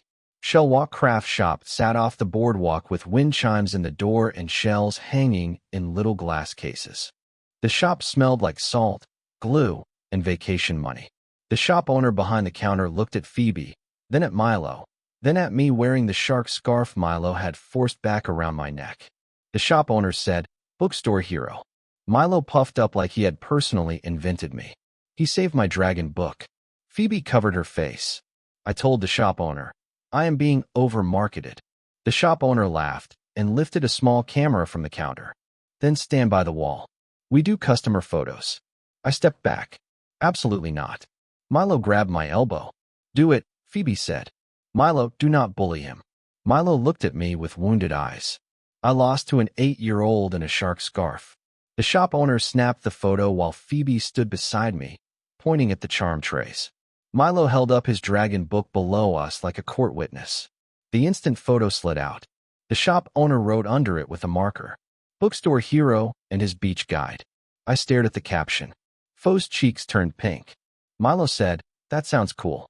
It sounds like a lawsuit against my piece, I said. The shop owner taped it to the wall near the counter. Great. Permanent evidence of me looking awkward beside a pretty girl wearing aquarium warfare around my neck. Somewhere, fate cracked its knuckles. Phoebe guided me away from the shark bracelets before Milo could commit another crime. The shell charm I chose was small, a pale shell, a blue bead, and a plain silver clasp. It looked usable, quiet, and safely below old Connor returning to service levels. Phoebe picked it up and turned it in her palm. "This one?" she asked. "It looks like something she might actually use," I said. Phoebe watched me, then smiled a little. "You thought about that fast. Terrible habit." "Good habit," Phoebe said. I paid before she could make the sentence warmer. The charm came in a tiny paper pouch. I tucked it into my bag behind the scarf. That should have been the whole scene. Buy the gift, hide the gift, go home. Simple. Then Lakeview Beach decided I looked too relaxed. Phoebe asked me to walk with her and Milo to the water before I caught the bus. Milo wanted shaved ice. Phoebe promised him one if he stayed where she could see him. Milo saluted like a tiny soldier with sugar goals. I followed them to the boardwalk. Halfway down, I saw Zoe's ponytail near the beach steps. Then I saw Belle. She stood beside Zoe in a loose white beach shirt, her hair tied back, one hand shielding her eyes from the sun. A little girl in a yellow sun hat ran circles near their feet, throwing sand at waves like she had declared war on water. My first instinct was to turn around. My second instinct was worse. I wanted Belle to see the scarf, Phoebe, the charm pouch, and my calm face all in one clean explosion. That was ugly, so I stopped moving. Phoebe noticed. "Connor, Richmond sighting," I said. Phoebe followed my gaze. She saw Belle. Phoebe's face stayed careful. "Do you want to leave?" she asked. I did. I also did not want to look like I was fleeing because Belle existed near sand. "No," I said. Milo earned shaved ice. Milo raised both fists. "Correct." We moved along the boardwalk. The little girl in the yellow hat pointed toward us. For one awful second, her finger lined up perfectly with my shark scarf. Zoe saw her point. Zoe looked. Her eyes met mine across the boardwalk. Then Zoe grabbed the little girl by both shoulders and spun her toward the water. Zoe was many things. Subtle was dead and buried. Belle started to turn. A crowd of beach kids ran between us with inflatable tubes blocking the view. By the time the path cleared, Phoebe had pulled Milo toward the shaved ice, and I had become a coward with good footwork. I did not know whether Belle saw me. I knew Zoe did. My phone buzzed before I reached the bus stop. Zoe texted interesting scarf location. I stared at the message. Zoe texted, "Also shall walk wall." "Really, Connor?" My stomach dropped. I typed back with one thumb. I texted, "You saw that?" Zoe texted, "I dragged a child away from your shrine 15 minutes ago. You owe me public service credit." I looked at the shell walk bag in my hand. I texted, "Did Belle see?" Zoe took 10 seconds to answer. Zoe texted enough to ask why I was acting normal, which is rude. That answer was useless. Then Zoe made it worse. She sent a beach photo. Belle stood near the water in her swimsuit and open beach shirt, scolding Zoe, while the little girl buried Zoe's feet in sand. Nothing about the picture was indecent. It was bright, normal, and way too private for my brain to touch casually. I turned my phone face down on the bus seat. My face went hot anyway.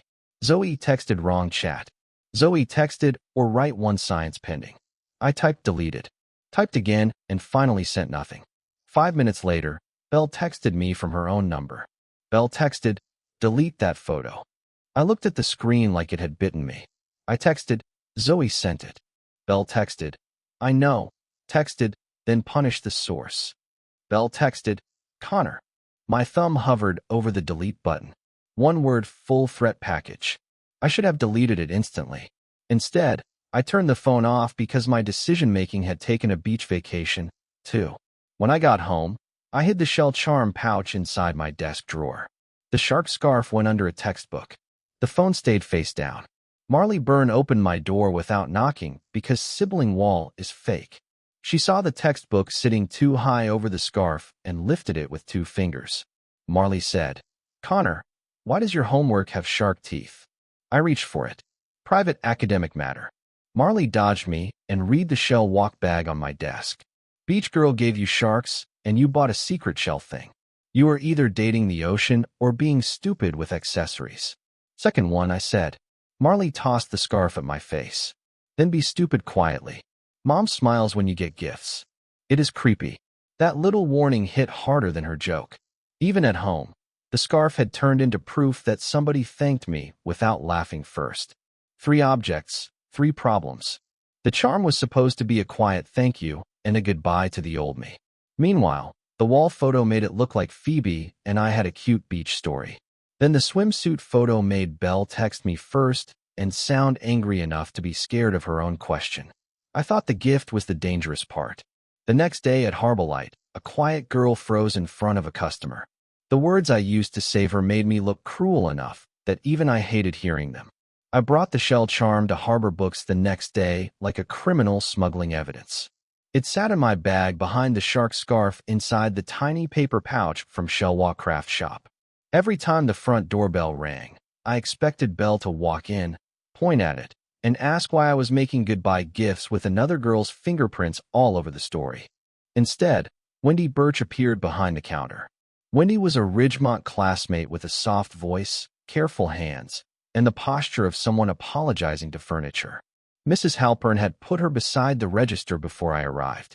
Mrs. Halpern said, "Connor, when he starts today, show her where the paper bags are, then let her speak to customers." Wendy gripped a stack of bookmarks. "Hi, Connor." "Hi," I said. "Welcome to the book." Wendy blinked. Milo, sitting by the kid shelf with a dragon book, whispered, "He chokes when afraid." Phoebe Darrow, Milo's older sister, looked up from the aisle and smiled. "He does. Great." My workplace had become a commentary booth. The morning rush hit fast. Beach families came in sunburned and damp. Kids wanted stickers. Parents wanted shade. Milo wanted to explain dragon rankings to a toddler who could barely stand. When he did fine until the customer arrived. He was a big man with a red face, a warped hardcover, and the confidence of someone who believed yelling counted as a receipt. He slammed the book on the counter so hard Wendy flinched. The customer barked, "Return this." When he looked at the swollen pages. "Sir, I can ask Mrs. Halpern." The customer leaned over the counter. I said, "Return it. Do you work here or just stare?" Wendy's mouth closed. Her hands locked around the bookmarks. The line behind him went quiet. Phoebe looked over from the aisle. Milo lowered his dragon book. I stepped beside Wendy. "Lower your voice," I told the customer. The customer turned his glare on me. "I am talking to her." "She heard you," I said. "Half the beach heard you." Volume achieved.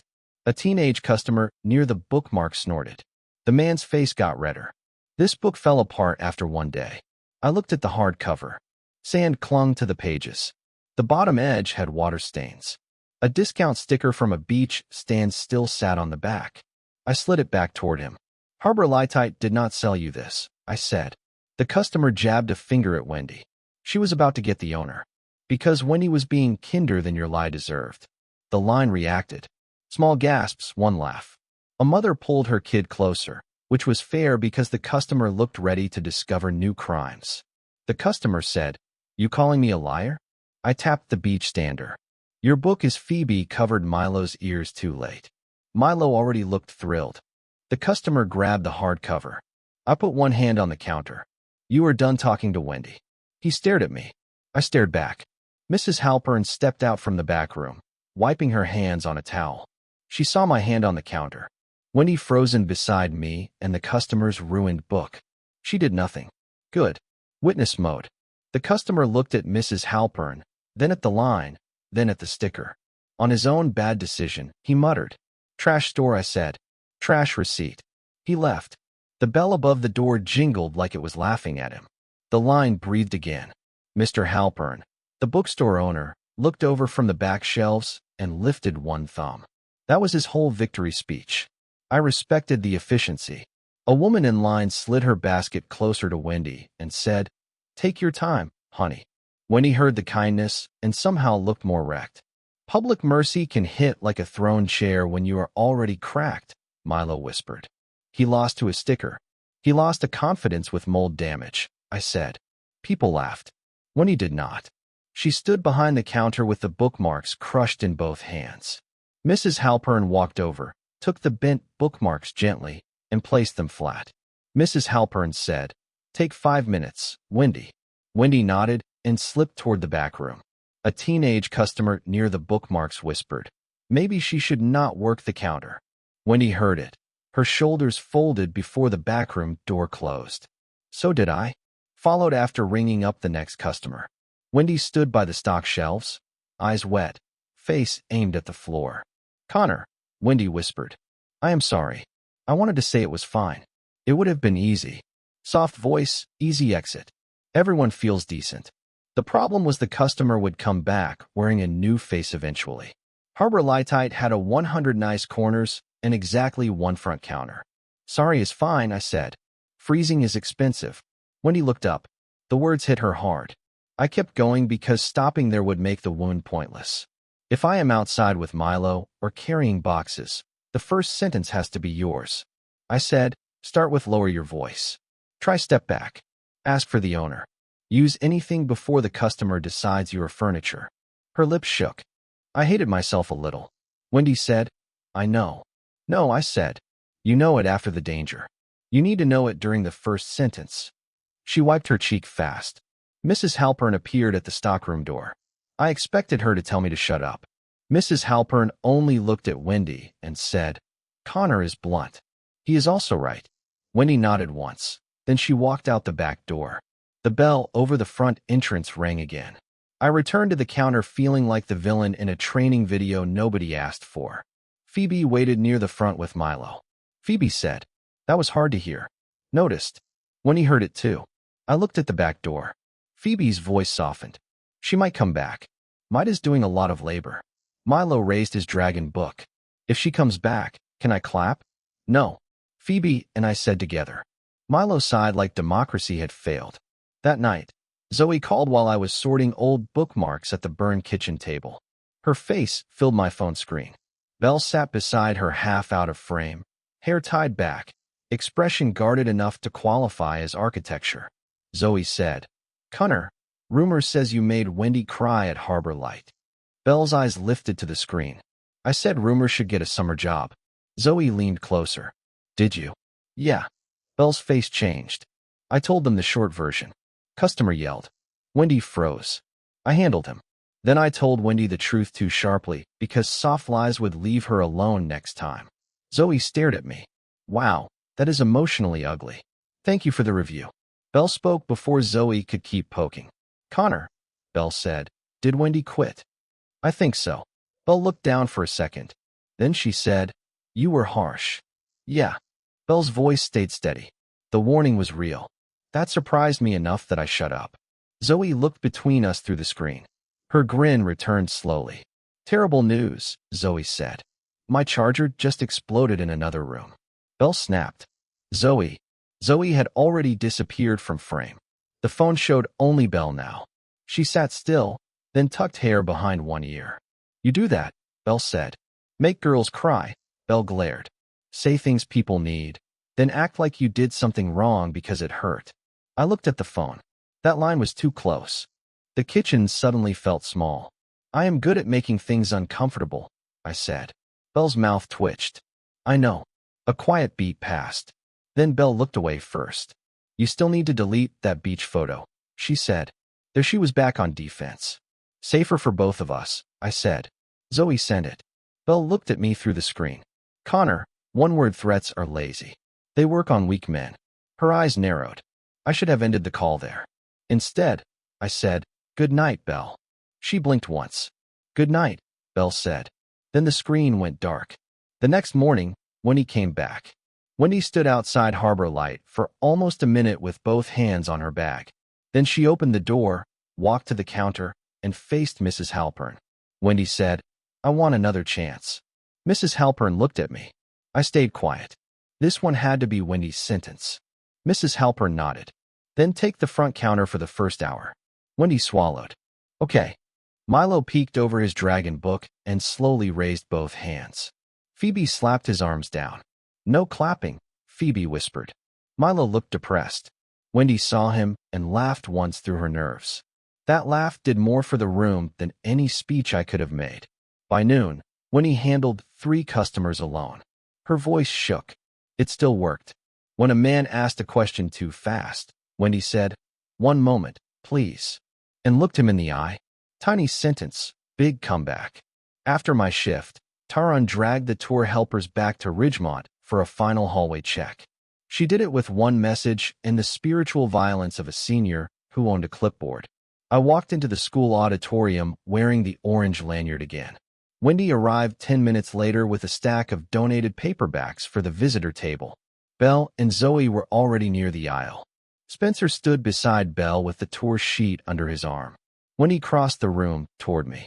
Every step looked like it cost her, but she took all of them. "Connor," Wendy said, holding out a small black book clip.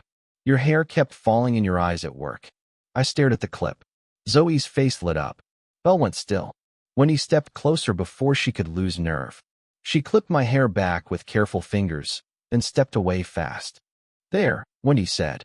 "You can see the disaster sooner." The auditorium paused.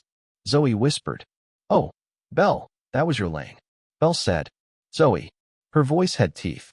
Spencer looked from Wendy's clip to Belle's face and smiled like he had found a crack. "Connor collects helpers now," Spencer said. Wendy flinched. I turned to him. "Spencer," I said, "if people helping me bothers you, try being useful enough to qualify." The freshman helpers near the water cart laughed before they could save themselves. Spencer's smile died. Wendy looked at me, then at him. Her voice shook, but she used it. "Please do not talk about me like I am not here," Wendy said. The auditorium went quiet. Spencer blinked. Belle stared at Wendy, then at me. I did not rescue Wendy again. She had the sentence now. Taran McCoy walked by, saw the scene, and nodded once. "Good. Everyone is developing survival skills," Zoe muttered. "This school is unwell." I touched the book clip in my hair. It looked stupid. Wendy did not. She had taken the hit, come back, and used her own voice in front of Spencer. Belle walked past me on her way to the aisle. She stopped just long enough to speak low. "Connor," Belle said. "It looks stupid. I've heard worse." Her eyes moved to the clip, then to my face. "Keep it," Belle said. Then she walked away. Zoe turned toward me with both hands over her mouth. "I say do not," Zoe said. I said nothing. "You inhaled loudly because oxygen is funny." Taran posted the final visitor tour positions on the sideboard before we left. Spencer and Belle stood together at the main route. Zoe floated near them as official chaos. Wendy would help at the book table. I was listed under back hall support with the orange lanyard symbol beside my name. Background support again. Fine. The shell charm stayed hidden in my bag. My phone still had the beach photo. The book clip held my hair back, like Winnie had stamped proof on my forehead that other girls could care and survive. Belle saw all three pieces, even if she only knew two. On tour day, the perfect replacement boy got the public spot beside her. I got the wrong hallway, the ugly lanyard, and the girl from Lakeview Beach, walking straight into Ridgemont with my name already in her mouth. Tour day started with a book clip in my hair and a shell charm in my pocket. Spencer Merritt stood beside Bel Sawyer like he had won a prize from a vending machine. He looked polished. I looked like volunteer caution tape with bangs. Belle noticed the book clip before the first visitor entered Ridgemont High. Her eyes moved to my hair, then to Wendy Birch at the book table, then back to me. Zoe Phelps saw the whole triangle and smiled like a demon stretching before exercise. Zoe said, "Connor, I love The Office. Supply Romance, Arkansas." Wendy went pink behind the table. Belle said, "Zoe, stop harassing the equipment." "The equipment has feelings," Zoe said. Spencer adjusted his visitor tour sheet. "Can we focus? Families will be here in 5 minutes." "Spencer has discovered time," I said. "Dangerous day." A freshman helper laughed. Spencer looked at him. The freshman suddenly respected the floor. Taran McCoy, the honor committee senior who had cursed me with the orange lanyard, walked up and snapped the strap against my chest. "Connor," Taran said, "back hall support. One rule. If a visitor group hits the wrong room, you have 3 minutes before Griff starts the welcome speech, and everyone watches the collapse." Griff Branson, the student council president, stood near the auditorium doors with his perfect jacket and practiced smile. I looked at the hall map in Taran's hand. 3 minutes, I said. "Any other cheerful threats?" Taran said, "Yes. Do not improvise mere fire alarms." Restrictive. Belle looked from Taran to my lanyard. Spencer stepped closer to Belle. "We have the main group handled." He said it like I was already somewhere lower. I touched the book clip. Good, I said. Try not to marry the route. Zoe coughed into her fist. Belle's mouth twitched for half a second. Spencer saw it. His eyes hardened. Good. Let the replacement boy feel weather. The first tour group arrived in a burst of parents, younger students, and nervous smiles. Spencer greeted them beautifully. Belle stood beside him, calm enough to sell brochures without opening one. On paper, they looked perfect. That was the annoying part. The paper kept making sense. I moved behind the main hall with 2 freshman helpers and a stack of water bottles. I skipped speeches and tour procedure opera. My job was simple. Catch disasters before they got public. Then disaster walked in wearing a beach tote. Phoebe Darrell entered with the second visitor group. Milo's older sister had her hair tied back and a visitor sticker on her shirt. 2 girls her age walked beside her, whispering already. Phoebe saw me across the hall and lifted one hand. I lifted mine back before my brain could stop it. Belle saw that from the main route.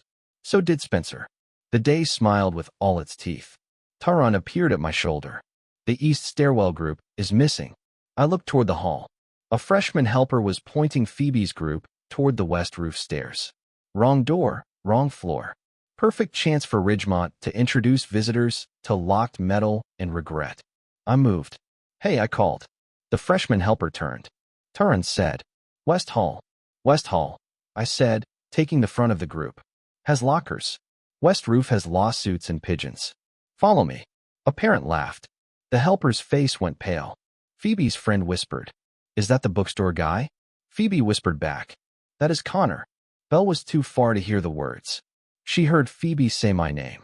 I redirected the group through the east stairwell, cut behind the auditorium, and opened the side doors exactly as Griff began his welcome. The visitors slipped into their seats without the public stampede. Griff's smile did not even flinch. Taran passed me near the door and said, Useful orange lanyard propaganda. I said. Willow Rodas, the shy committee girl helping at the door, whispered, Still useful. I took the compliment and left before it grew legs. Behind me, Phoebe's 2 friends were already whispering louder. The lanyard guy saved us. Phoebe, is that your bookstore hero? Phoebe hissed. Stop. I turned the corner and almost ran straight into Belle. She was alone. Spencer was gone. Zoe was gone, too. There was no safe window table distance. Her breathing was a little fast, like she had been walking too quickly and hated that her lungs had reported it. I stepped back. Belle. She looked past me, then back at my face. I was looking for you, Belle said. That sentence hit harder than any sleeve grab. You left the main group. I asked for a minute. Spencer will survive. Belle's eyes sharpened. Do not make that face. What face? The face where you act like I am only allowed to stand where I was assigned. I shut my mouth. Fair shot. Brutal form. The hallway noise faded behind the auditorium doors. Belle looked at the orange lanyard, the book clip, and the badge on my shirt. Then she said, Quiet. During break, I kept thinking I would see you somewhere. I did not move. She kept going before pride could tackle her again. At school, at the store, on the way home. It was weird when I did not. My chest tightened. Belle swallowed. I wanted to see you today, Belle said. There it was. The rumor table was out of range. Zoe was around the corner. My sleeve stayed loose. Belle stood in a side hall and admitted she had searched for the boy she once told to stop hovering. I wanted to reach for that sentence and act rich. I did not. The no-chase rule stood between us like a locked gate I had built with my own humiliation. So I only said, You found me. Belle looked at me like that answer, annoyed her and steadied her at the same time. Then someone called my name. Connor. Phoebe ran around the corner with her visitor sticker crooked on her shirt. Her 2 friends trailed behind, delighted and shameless. She stopped too close to me, then noticed Belle and slowed down fast. Phoebe said, Sorry, Taran said you saved our group from the wrong room. I wanted to thank you. Belle's face went smooth. Deadly smooth. I said, No problem. One of Phoebe's friends leaned around her shoulder. The friend said, Wait, you are the Shell Walk wall photo guy. My soul tried to leave through the ceiling. Belle turned her head toward me. Shell Walk? Belle asked. Zoe appeared at the end of the hall with the timing of a criminal angel. Zoe said, Oh, fantastic. We reached the gift shop chapter. Belle looked at Zoe. You knew? Zoe raised both hands. I knew shapes. I did not know plot. Foe's cheeks went pink. It was just a shop photo. The other friend said it said bookstore hero and his beach guide. I closed my eyes for 1 second. Open floor. Swallow me. Bel's gaze moved to Phoebe, then to me, then to my pocket. The shell charm chose that moment to make its escape. The tiny paper pouch slid halfway out when I shifted my bag strap. I caught it against my thigh before it hit the floor. Bel saw the catch. Zoe saw the catch.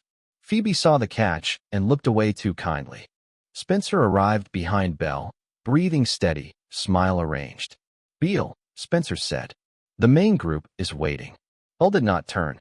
She asked me, what is in the pouch? A bad decision with string, I said. Zoe made a tiny noise. Phoebe covered her mouth. Spencer stepped closer. If this is personal, maybe after the tour. Bel looked at him then. For a second, Spencer seemed sure she would agree. Poor guy. He had brought a clipboard to a knife fight made of feelings. Bel said, Zoe can take the main group with you. Spencer's smile froze. Zoe pointed at herself. I can, Bel said. Yes. Zoe's grin turned wicked. Wonderful, Spencer. I will be your emotional support hazard. Spencer stared at Bel. You are leaving the route. Bel's chin lifted for a minute. Second time she said it. This one had witnesses. The hallway recalculated. Foe's friends suddenly looked at Spencer like he was losing a game they had just joined. Spencer stepped back. Fine, Spencer said. His voice tried for calm and fell into a ditch. Zoe grabbed the tour sheet from his hand. Come on, replacement prince. Let us go discuss lockers. Spencer looked cooked. He followed her anyway. A visiting parent immediately asked him whether the visitor lot had overnight rules. Spencer answered with the face of a man swallowing gravel. Zoe looked back once and winked at me. Even the lanyard felt embarrassed. Tiny damage. Real pleasure. Bel waited until they turned the corner. Then her eyes cut back to me. Do you still have the photo Zoe sent? Bel asked. I knew exactly which one. It was the Lake View Beach photo. Bel in the swimsuit and open beach shirt, scolding Zoe while the little girl buried feet in sand. A normal photo my brain had treated like contraband because Bel was inside it. I forgot to delete it, I said. Bel's face went pink. Phoebe looked between us and wisely stepped back. Phoebe said, we should go find our seats. Her friends did not want to go anywhere. Phoebe dragged them with her eyes. Good woman. Strong crowd control.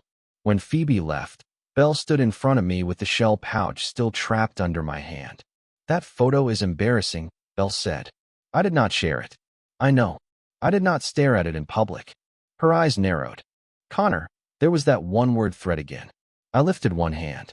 Fine, I will delete it. Bel looked away. Then she said, you can keep it. I blinked. What? You can keep it. Bel repeated, voice low.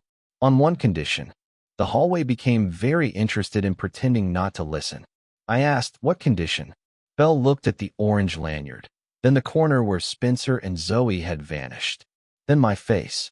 You spend time with me and Zoe after the tour? Bel said, you stay where I can ask you myself. I am tired of hearing about you from Turon, Wendy, Phoebe, and every person with eyes. My mouth went dry.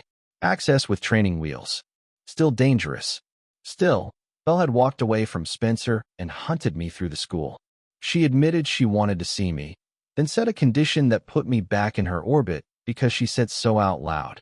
The old Connor would have exploded into gratitude. The newer version of me checked the gate. Bel, I said, I am not going to be your hallway habit again. Her face tightened. I know, Bel said. Do you? She met my eyes. That yes had teeth in it. A small answer. Enough for one step. Okay, I said after the tour. Bel breathed out. The reaction was small, but I saw it because I had spent years studying her face for crumbs. This time, the crumb walked to me and demanded scheduling rights. Zoe rounded the corner without Spencer. Zoe said, good news. I gave Spencer to a parent who loves questions about parking. He may never recover. Bel snapped. Zoe. Zoe ignored her and looked at me. Are we emotionally done blocking hall traffic? I said, for now. Zoe's eyes dropped to my pocket. Is that the shell thing? Bel turned sharply. Shell thing. I pointed at Zoe. Community hazard. Zoe grinned proudly. The pouch stayed hidden. Barely. The rest of the tour moved like Ridgemont had eaten caffeine. Wendy held the book table without freezing. Taran gave me one satisfied nod when the final group exited the auditorium on time. Phoebe passed me near the lockers and whispered, "Good luck," which made Belle's eyes sharpen even from 10 feet away. Spencer returned near the end with a parent still asking about parking. His face looked polite and dead. Zoe had committed civic violence. After the last visitor left, Belle walked up beside me and Zoe near the commons entrance. She did not grab my sleeve. She stood close enough that people noticed and far enough that I still had to choose. Progress Ridgemont style, messy and loud. Spencer watched from the tour board. Belle looked at me. "Connor," Belle said, "you are coming with us." Zoe added, "By us she means us. By coming, she means do not run. By Connor, she means the emotionally defective boy in the lanyard." "Thank you for translating," I said. Belle's mouth twitched. Spencer folded the torset too tightly. Spencer had the clean spot beside her, the public route, the better grades, and the polished smile. Belle still left him to search for me. She gave me a condition. A confession was still out of reach. Fine. Conditions create repeat meetings. Repeat meetings create mistakes. Mistakes create the kind of trouble Zoe probably wrote down for exercise. I thought agreeing to spend time with Belle and Zoe would cool the beach photo mess. It did the opposite. The next girl who walked through Harbor Light's door brought rain on her shoulders. Phoebe behind her, Winnie at the counter, and Spencer outside with an umbrella he was dumb enough to trust. Zoe Phelps bailed before Bel Sawyer even reached Harbor Light Books. Belle's last message from Zoe sat on her phone like a crime scene. Zoe texted, "Growth requires space. I am eating popcorn." So, the condition came due without its safety witness. After the tour, Belle had told me I owed her time with her and Zoe. Zoe turned that into a solo field trip with snacks and no shame. The storm had hit after school right when Harbor Lightite filled with people hiding from the sidewalk. Mrs. Halpern pointed me toward the front mat and said, "Connor, keep that floor dry before someone makes us famous for the wrong reason."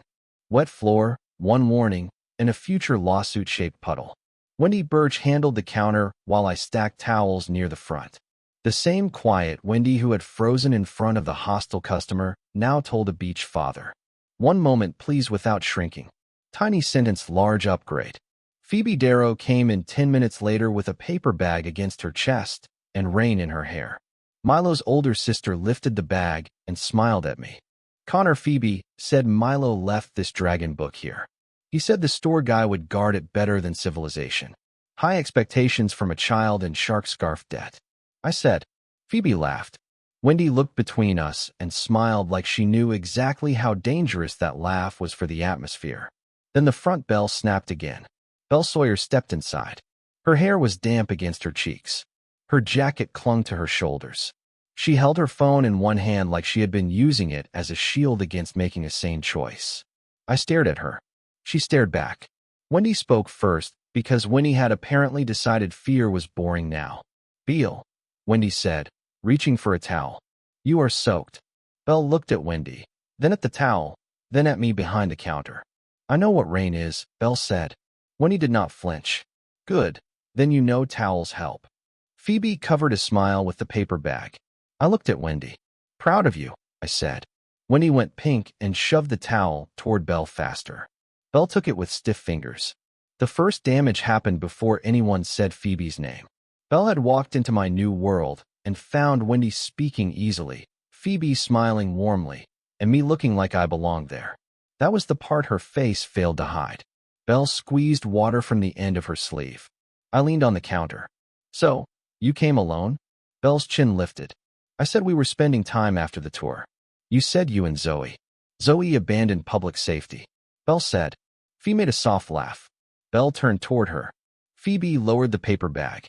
"Sorry, that sounds like Zoe." Belle's eyes narrowed a little. Darrow," Phoebe nodded. "Bel Sawyer, from the tour," Wendy whispered from the counter. "And Shell Walk." I looked at Wendy. "You too, bookstore clip?" Wendy pressed both lips together. Belle's gaze shot back to me. "Shell Walk again." "It was a craft shop," I said. Phoebe said quickly. "Milo dragged us there first. Connor needed help choosing something." Belle's hand tightened around the towel. Choosing what? Belle asked. There went the shell charm kicking from inside my bag without moving. I kept my voice dry. Something small. Belle stared at me. Phoebe looked away too politely.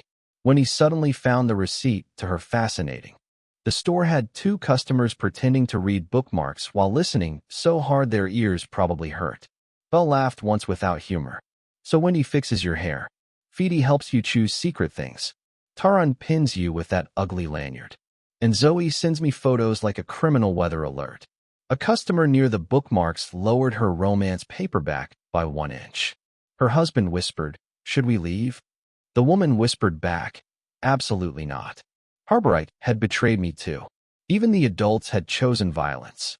I said, "That is a very organized complaint." Her eyes flashed. "Where do I apply, Connor?" Belle asked. The bookstore went silent. Foe's expression changed. When he stopped touching the receipts. That line was jealousy with its coat off.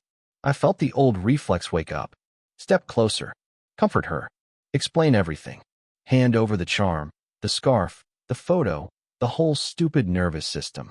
I killed the reflex where it stood. You already applied, I said. You wrote the condition. Belle's face warmed. I wrote a condition about time. Belle said. I did not write one about standing in line behind every girl who discovered you after I stopped looking. That sentence hit Phoebe, Wendy, and me at once. Foe's smile faded into something gentler. Wendy lowered her eyes, then raised them again like she refused to apologize for caring. Belle had finally named the thing under the towel. Rain and attitude. She sounded late. Phoebe stepped back toward the aisle. I should check Milo's book, Phoebe said, holding up the bag like a surrender flag. Wendy nodded too fast. I should check the towels far away. Cowards, I said. Wendy said. Survivors. Phoebe walked toward the back aisle. Wendy moved behind the counter. Belle watched them both leave space for us, and that made her angrier. Space meant they understood what she refused to name. She turned toward the door. Forget it, Belle said. I came around the counter. Bel. She stepped back without looking. Her shoe hit the wet mat. The mat slid. Belle's balance vanished. I caught her before her shoulder hit the display table. One hand locked around her waist. The other caught her arm. Her fingers grabbed the front of my shirt and held on hard enough to wrinkle the fabric into a confession. The bookmarks on the display wobbled. A paperback fell flat on the floor. No one moved. The girl who had crossed town in rain to pretend she was only keeping a condition was now half in my arms, breathing fast, eyes wide, and too proud to be rescued cleanly. I looked down at her. You came all this way to lose to flooring? I asked. Belle whispered. Shut up. Her grip did not loosen.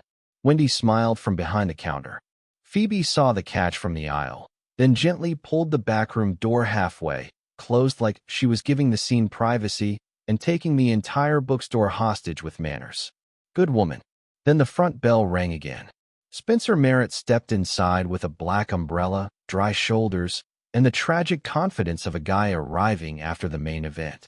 He saw Belle in my arms. His smile died so fast it deserved a chalk outline. Belle, Spencer said, voice too controlled. I saw you come this way. I brought an umbrella. Belle straightened out of my hold. I let go first. Important detail. Spencer's eyes moved from my wrinkled shirt to Belle's wet jacket. You should have called me, Spencer said to Belle. I could have walked you here, Wendy whispered. She arrived. Spencer looked at Wendy. Wendy looked back and did not shrink. Tiny Wendy had become a landmine. Beautiful. Spencer turned to me. Connor, do you always make scenes at work? Only when the floor attacks, I said. Belle pressed the towel against her sleeve and looked at the umbrella in Spencer's hand. Spencer stepped closer. Come on, I will take you home. That was the clean offer. Dry umbrella, polished boy. Easy answer. The hallway version of Spencer had finally followed her into my world, and now everyone could see the choice. Belle looked at Spencer. Then she looked at me. I took my old rained hoodie from the hook behind the counter. Mrs. Halpern had washed it after the puddle day, but one cuff still carried a faint mark from Belle's disaster weather. I held it out without stepping into her space. You are cold, I said. Belle looked at the hoodie. Spencer lifted the umbrella higher like that would make it louder. Bel, Spencer said.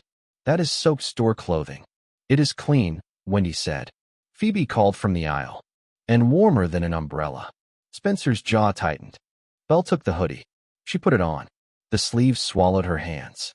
The whole store watched Spencer lose to cotton. He was cooked in the quiet way, which was worse. Belle pulled the hood up and said to Spencer, "I can get home." Spencer stared at her in his hoodie. Belle's fingers curled around the cuffs. "Yes," Belle said. One word, public funeral. The customers at the bookmark rack suddenly found the floor very interesting. Wendy smiled into the towel stack. Phoebe looked down at Milo's book bag, graceful enough to avoid enjoying it too openly. I said nothing. If I gloated, I would ruin the point. Belle had chosen where people could hear. That was the rule. Spencer stood there with his umbrella open inside the bookstore like a defeated patio table. Then he lowered it. "Fine," Spencer said. Belle looked at him. "Thank you for coming." That was worse than an insult. Polite dismissal has no handles. Spencer left with his clean umbrella and no clean victory. The bell jingled behind him. Mrs. Halpern appeared from the back with a stack of towels, took one look at Belle and my hoodie, and placed the towels on the counter without comment. Then Mrs. Halpern looked at me. "Connor, if you are done causing weather-based literature, lock the side door." When he made a tiny sound, Phoebe turned toward the shelves. Belle looked down at the hoodie like she had only just realized the whole store had accepted her choice as fact. The umbrella failed. The hoodie stayed. Belle kept my hoodie on. I leaned against the counter, careful with my distance.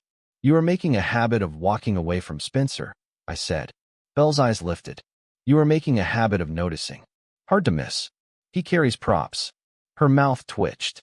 Then she looked at Wendy, then toward the aisle where Phoebe had retreated. Her voice changed. "My little sister was the girl at Lakeview," Belle said. That hit me sideways. "The yellow hat?" I asked. Belle nodded. "Daisy." Zoe spun her around so hard Daisy asked later if the shark scarf boy was wanted by police. I closed my eyes. Zoe needs limits. "Daisy keeps asking about you," Belle said. The store noise softened around us. Belle pulled the hoodie's sleeves over her fingers. "She is shy around boys my age," Belle said. "Usually she hides behind Mom. But she remembers you making Milo laugh from across the boardwalk." I waited. Belle swallowed. "Come to my house tomorrow," she said. "Meet Daisy properly." I stared at her. Her house, her family, the private world behind every guarded look, every sharp retreat, every sentence she refused to finish. I asked, "As what?" Belle's face went red, but she did not run. "As someone I trust around her," Belle said. That answer dodged official and still punched a hole through the old wall.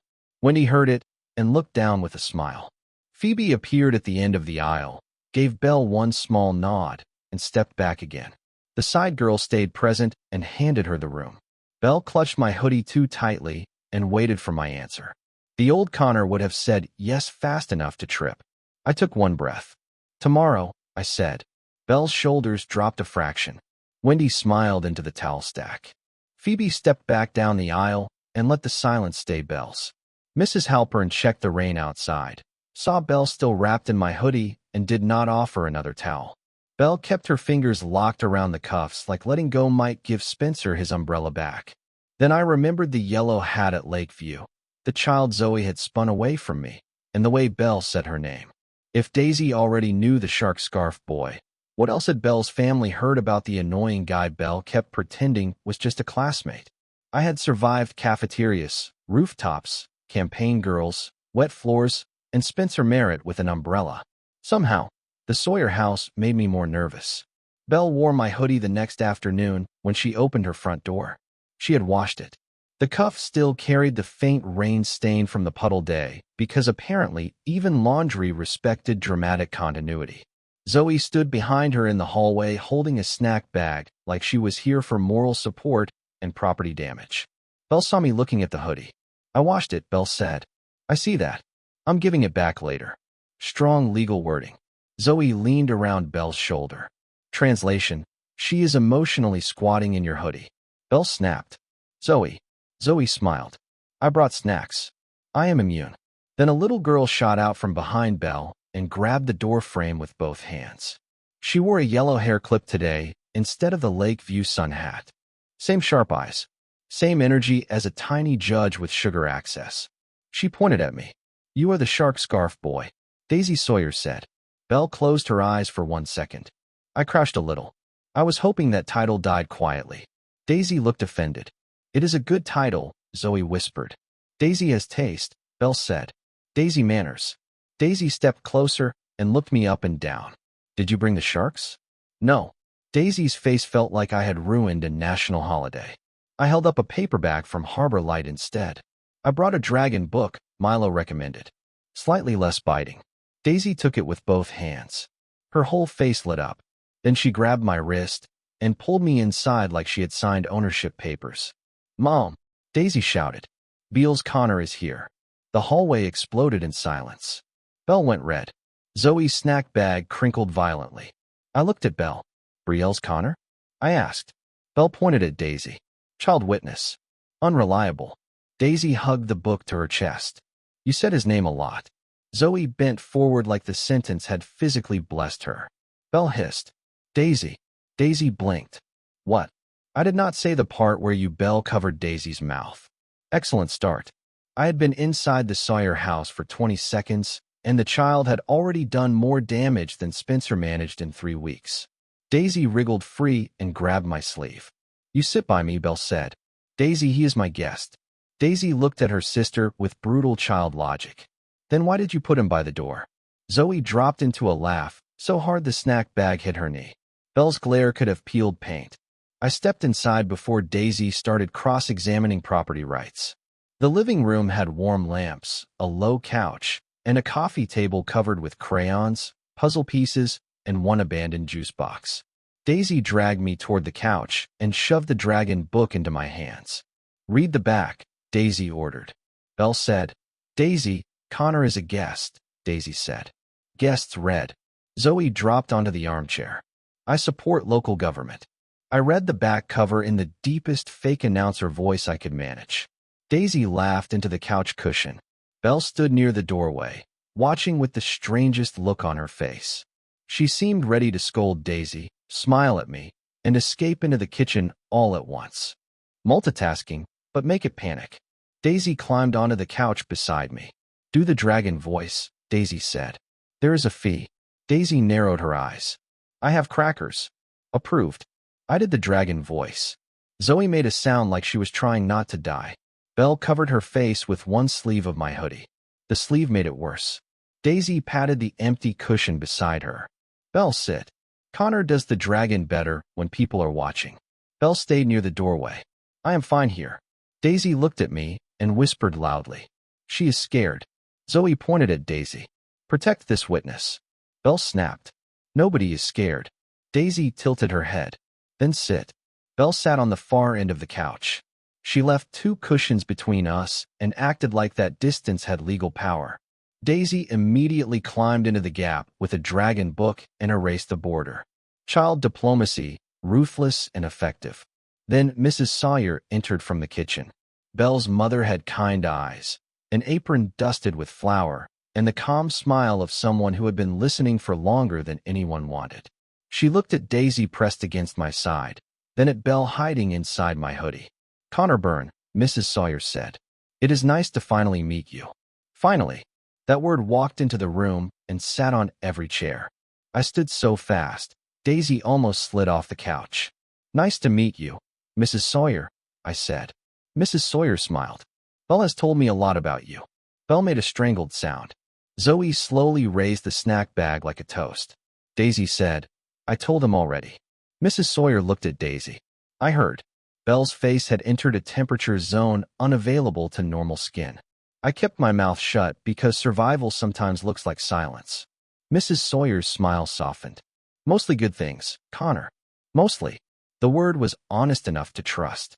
Daisy climbed over the couch arm and stood beside me like she had been assigned security. Connor can come again, right? Daisy asked. Belle answered before I could. If he wants, Daisy frowned. That is a weak answer. Zoe pointed her snack bag at Daisy. This child understands stakes. Belle looked at me, embarrassed and stubborn. You can come again. The room heard it. Mrs. Sawyer heard it.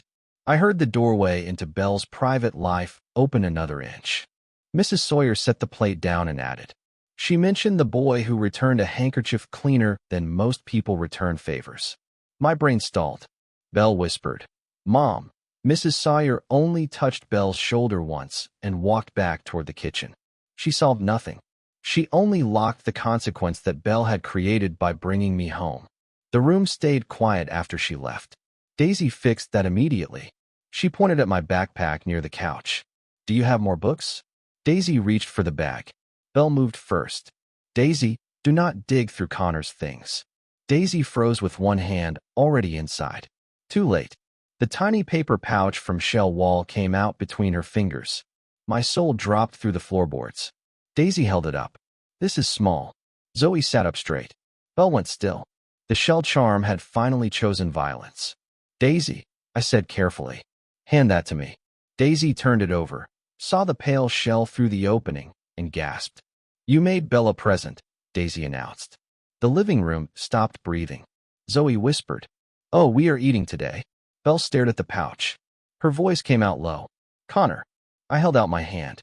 Daisy gave me the pouch with the solemn respect of a child surrendering explosives. I looked at Belle. Every exit in the room shut itself.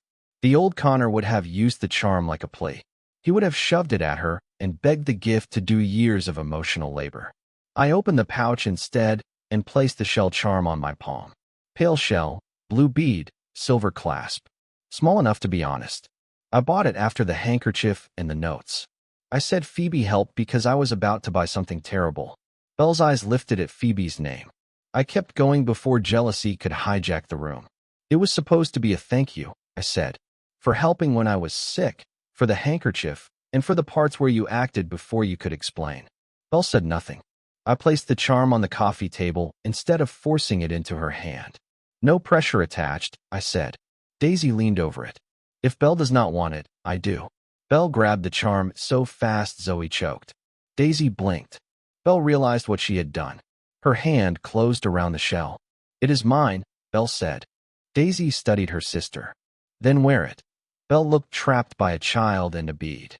I reached for the coffee table, picked up the silver clasp, and held it out instead of touching her sleeve. Belle placed her wrist near my hand, then stopped herself halfway. Her pride tried one last little kick. Daisy sighed. "Bel, he already knows you like it," Zoe whispered. "A legend." Belle took the charm back and closed it inside her fist. Daisy reached for it again. Belle pulled her fist to her chest. Daisy gasped. "You do like him?" Belle said. "I like the charm." Daisy stared at her sister with merciless child logic. "That is not a different sentence," Zoe whispered. "She has a point." Daisy nodded like she had already won the room. The charm stopped being my secret. The object did the humiliating work for free. Daisy looked at me. "She wants it, I noticed," I said. Belle looked like she wanted to vanish into the hoodie forever. Daisy had dragged the charm into daylight. Belle claimed it before anyone could turn it into a safe joke. Mrs. Sawyer returned with a plate of snacks and saw the shell charm in Belle's hand. Her smile changed. She did not ask where it came from. She only said, "That suits you." Belle's fingers tightened around it. Zoe stood abruptly. "I have decided Daisy needs to show me where the juice boxes live." Daisy frowned. "They are in the kitchen." Zoe took Daisy by the shoulders and gently turned her. "Wonderful. Lead the expedition." Daisy looked at Belle. "Can Connor come?" Belle answered too fast. "Connor can stay here." Zoe's eyes sparkled. "Outstanding," Zoe said. No follow-up questions. She marched Daisy toward the kitchen. Daisy shouted back, "Do not lose my dragon book." "I will guard it with my life," I said. Zoe disappeared with Daisy, then leaned back around the doorway for one last hit. "Belle," Zoe said, "use words. I beg you as a taxpayer." Bel grabbed a couch pillow and threw it. Zoe vanished before impact. The pillow hit the wall and dropped. Belle and I stood in the living room with the shell charm between her fingers, my hoodie on her shoulders, and Mrs. Sawyer humming in the kitchen like she had not just detonated her daughter's entire defense system. Belle looked at the charm. "You were going to give this to me quietly?" Belle asked through. When I stopped finding reasons to panic, her mouth twitched once. "That could have taken years," Belle said. "Probably." She rubbed her thumb over the blue bead. "You called it a thank you." Her eyes Ellen only that Belle asked. The question had teeth. I could have lied kindly. I could have said yes and protected both of us for one more afternoon. I was tired of polite hiding. It started as a goodbye to the old me, I said. Then you kept walking closer. Belle's breath caught. I let the silence do the work. Then I left it alone. Mrs. Sawyer called from the kitchen. Belle, the rain stopped. Connor should head home before it starts again. Belle looked toward the window. The sky outside had turned dark blue. Down the block, early fireworks popped once, too soon and too loud. Daisy squealed from the kitchen. Belle flinched at the sound, then closed her hand around the charm. I will walk you out, Belle said. Zoe reappeared with a juice box and Daisy beside her. Zoe gave me a thumbs up, so dramatic it bordered on medical. Daisy hugged my side before Belle could stop her. Come again, Daisy said. Bring sharks. I will consider aquatic diplomacy, I said. Daisy accepted that like a treaty. At the door, Mrs. Sawyer looked at me again. Thank you for being kind to Daisy, Mrs. Sawyer said, and to Belle, even when she made it hard. Belle went still beside me. Mrs. Sawyer skipped explanations, proof, and clean labels. She had watched her daughter bring me home in my own hoodie and seen enough to stop pretending it was casual. Belle whispered. Mrs. Sawyer smiled. I said mostly good things, sweetheart. Belle hid half her face in the hoodie sleeve. I stepped onto the porch. Belle followed, still holding the charm. The house door closed behind us. The neighborhood popped with another firework. Belle stood beside me under the porch light, her guard lower than I had ever seen it. The family had already exposed the shape of the truth. Now there was only one question left. Would Belle say it herself? Or would pride steal the words at the door? The next firework cracked before Belle could hide behind the porch light. She flinched and grabbed my wrist. Same girl who used to shake my hand off like I was a stain. Same hand, different pressure. This time she held on because she wanted to. I looked down. Belle noticed and started to let go. I did not chase her hand. I only stayed still. The no-chase rule had carried me through rumors, side girls, Spencer's clean smile, and every stupid object turned into a scoreboard. I would not break it one step before the answer. Belle saw me stop myself. That mattered. She reached again and took my hand on purpose. The shell charm rested in her other palm. The porch stripped away every excuse. Zoe was inside. Wendy and Phoebe were back in their own worlds. Daisy had spent her ambush and vanished with a juice box. Belle stood in front of me with fireworks popping down the street at the worst possible timing. Belle stared at our hands. Connor, Beale said. I need to say this before I become a coward again, nodded once. She took a breath. When you followed me around, I acted like it meant nothing, Belle said. I acted like you were just annoying because that was easier than admitting I waited for it. My chest tightened. She kept going faster now, like if she slowed down, pride would tackle her from behind. You were always there in the morning, at lunch, after class, near the lockers. I complained, but my day still had you in it. The fireworks smoke drifted over the street. Belle squeezed my hand. You picked up my pen, waited at my locker, remembered the milk I liked, and I acted like all of it was dirt on my shoe, Belle said. Then you stopped picking up the pen. You stopped waiting. You even made me bend down and get my own stupid pen in front of everyone. Her voice shook once. I deserve that, Belle said. The words hit harder because she did not decorate them. When you stopped, I thought I would feel free, Belle said. Then your seat was empty and Jenna sat with you, and Wendy fixed your hair, and Phoebe knew your smile outside school, and I got angry at everyone for valuing something I had been kicking for free. My answer finally had words. The story had been circling them since the volleyball hit my head, and Belle kept walking. Belle had missed me. She had relied on me and hated losing access more than she hated my attention. Hearing it out loud should have made me triumphant. It made me careful. Belle looked up. I missed you every day. Belle said my throat locked. She lifted the shell charm. This is small, Belle said. That makes it worse. You still noticed what I would use.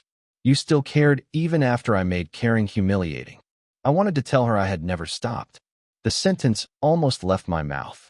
Then I remembered every hallway laugh, every locker rejection, every moment I mistook crumbs for proof. I kept my feet planted. Belle saw that too. Her eyes shone, but her voice stayed clear. I do not want you back as the boy who waits for me to be nice, Belle said. I want you beside me because I choose you and because you choose me back. The charm shook between her fingers. Connor, Belle said, will you be with me officially? She had asked out loud. The hallway rumors, the substitutes, and the Zoe condition all fell behind that one sentence. Bel Sawyer asked. I looked at our hands. Official means people see it, I said. I know. Spencer sees it. Belle's grip tightened. Good. You also cannot call me annoying when you get embarrassed tomorrow. Her mouth twitched through the nerves. I can call you annoying as my boyfriend. That almost killed me. She had put the word out first. I should have answered smoothly. I had no smooth left. Yes, I said. One word enough. Belle breathed out like she had been holding that breath since the Commons cafeteria. I found my voice a second later. I still like you, I said. I probably like you through every dumb version of myself. I hated how small I got around you, so I stopped feeding it. Belle's eyes stayed on mine. I know, Belle said. That is why I had to come to you. That line closed the gate behind the old script. Then she stepped closer and reached for both my hands. She reached first. I let her. Our fingers locked. Another firework popped, and Belle did not flinch away this time. She leaned her forehead against my shoulder for 1 second. I looked over her head at the quiet street and thought about the old version of me waiting outside lockers for scraps. That guy would have cried at this. I respected him for surviving. Then I let him retire. Behind the front curtain, a shape moved. Belle lifted her head and looked toward it. I swear if Zoe is taking notes, I said she is definitely taking notes. The curtain twitched again. Zoe's face appeared for half a second, eyes huge, grin wider. Daisy's smaller face popped under hers. Mrs. Sawyer pulled both of them back before Belle could turn. Belle heard the curtain rustle. Her ears went red. Zoe is watching. Belle whispered. Daisy too. Belle closed her eyes. I am leaving this family. The paperwork sounds heavy. She laughed once into my shoulder. Small laugh. Huge reward. Then she stepped back and threaded the shell charm onto the zipper pull of my hoodie, which she was still wearing. I am keeping both for tonight. Belle said the hoodie too. Evidence of weather damage. I raised an eyebrow. She looked away, and because it is warm. Fine. She could steal outerwear. I had stolen peace from the entire school by accident. I walked home with my hands still warm from hers. Marley was waiting at the burned kitchen table when I came in. My sister looked at my face, then at my empty hoodie hook, then back at my face. Marley said, You either got robbed or upgraded. Both, I said. Marley slid a crooked tie across the table. Wear that tomorrow, Marley said. If she is going to make you official, stop dressing like a side quest. I stared at it. You keep a tie ready for emotional emergencies. Marley shrugged. Mom does. I weaponize. The next morning came with light rain. Of course it did. Ridgemont loved callbacks more than education. I wore the tie because Marley threatened to tie it around my backpack if I refused. It sat crooked under my collar. I left it that way because fighting fabric before school felt below my pay grade. At the corner near Ridgemont, someone stood under the gray sky in my hoodie. Bel Sawyer waited for me. She had the hood up. The shell charm hung from the zipper pole. Her hair framed her face, damp at the ends, and she looked straight at me instead of pretending the sidewalk was fascinating. For 2 years, I had been the idiot waiting in places she might pass. That morning, Belle waited. The old joke died a little before first bell. A freshman girl near the crosswalk whispered, Is Belle waiting for Connor? Her friend whispered, Looks like it. Belle heard both of them. She did not move away. That was the flex. Quiet, brutal, and completely legal. I stopped in front of her. You kept my hoodie, I said. Belle touched the zipper. You kept my handkerchief too long first. Strong legal defense. I learned from you. She reached for my tie. I froze. She saw it, and her expression softened. Connor, Belle said. I am allowed now. That line nearly ended me on the sidewalk. I lowered my chin. Belle fixed the knot with careful fingers. A car hissed past on the wet road. 2 Ridgemont students slowed near the gate. The gossip table boy saw us and opened his mouth. Zoe appeared behind him from nowhere and clamped a hand on his shoulder. She was life, Zoe said.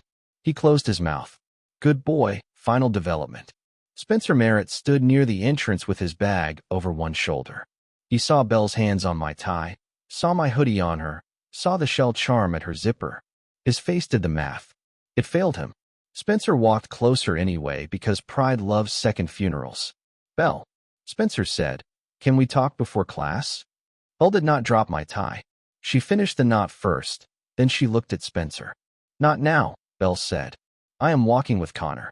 The rain kept falling. Spencer had no umbrella this time. No route sheet, no clean excuse. He only had the answer everyone else could hear. Zoe whispered behind him. Ouch. Minimalist. Spencer stepped back. The freshman girl at the crosswalk looked from Spencer to my crooked tie and whispered. He lost before the bell. Her friend whispered. To a tie. Zoe said to follow through.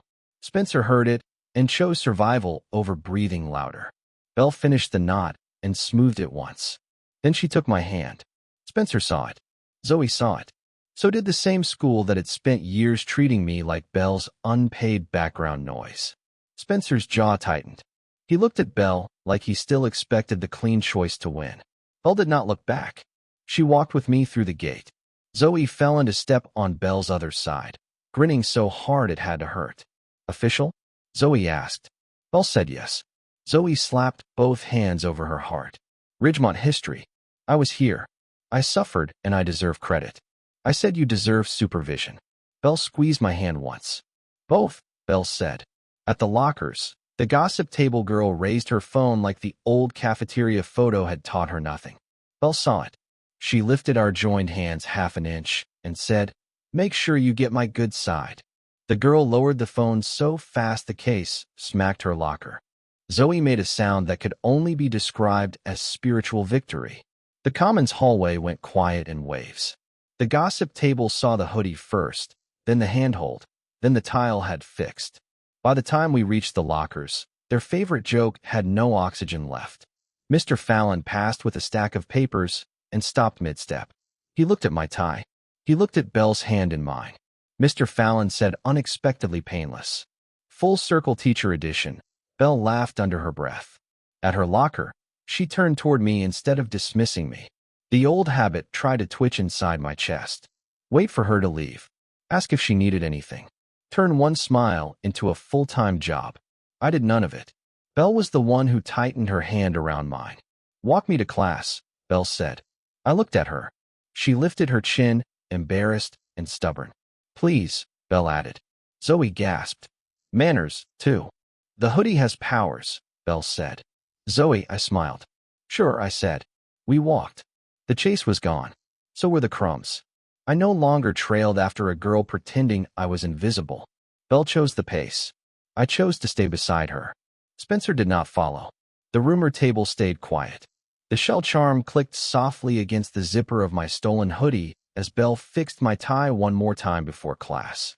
Mr. Fallon started writing the date, then paused exactly like he had on the first morning I stopped greeting her. Zoe saw him pause and whispered, full circle academic damage. Belle squeezed my hand under the desk. No one mistook it for an accident. Spencer walked in last. He stopped beside Belle's old window seat, the same place he used to hover with his root sheet and polished smile. Belle's bag was not there. She had placed it beside mine. Spencer looked at the empty desk, then at us. The room waited for him to say something brave and stupid. He chose survival. He sat 2 rows away. Zoe leaned toward Belle and whispered, the replacement package has been returned unopened. Belle whispered back, Zoe, be normal for 1 minute. Zoe said, I have never trained for that. I looked down at Belle's hand in mine. She did not hide it under the desk anymore. The girl who once told me to stop hovering had waited in the rain, reached first, asked out loud, and cleaned up my crooked knot in front of everyone. I had stopped sing. Bel Sawyer finally had to do the chasing.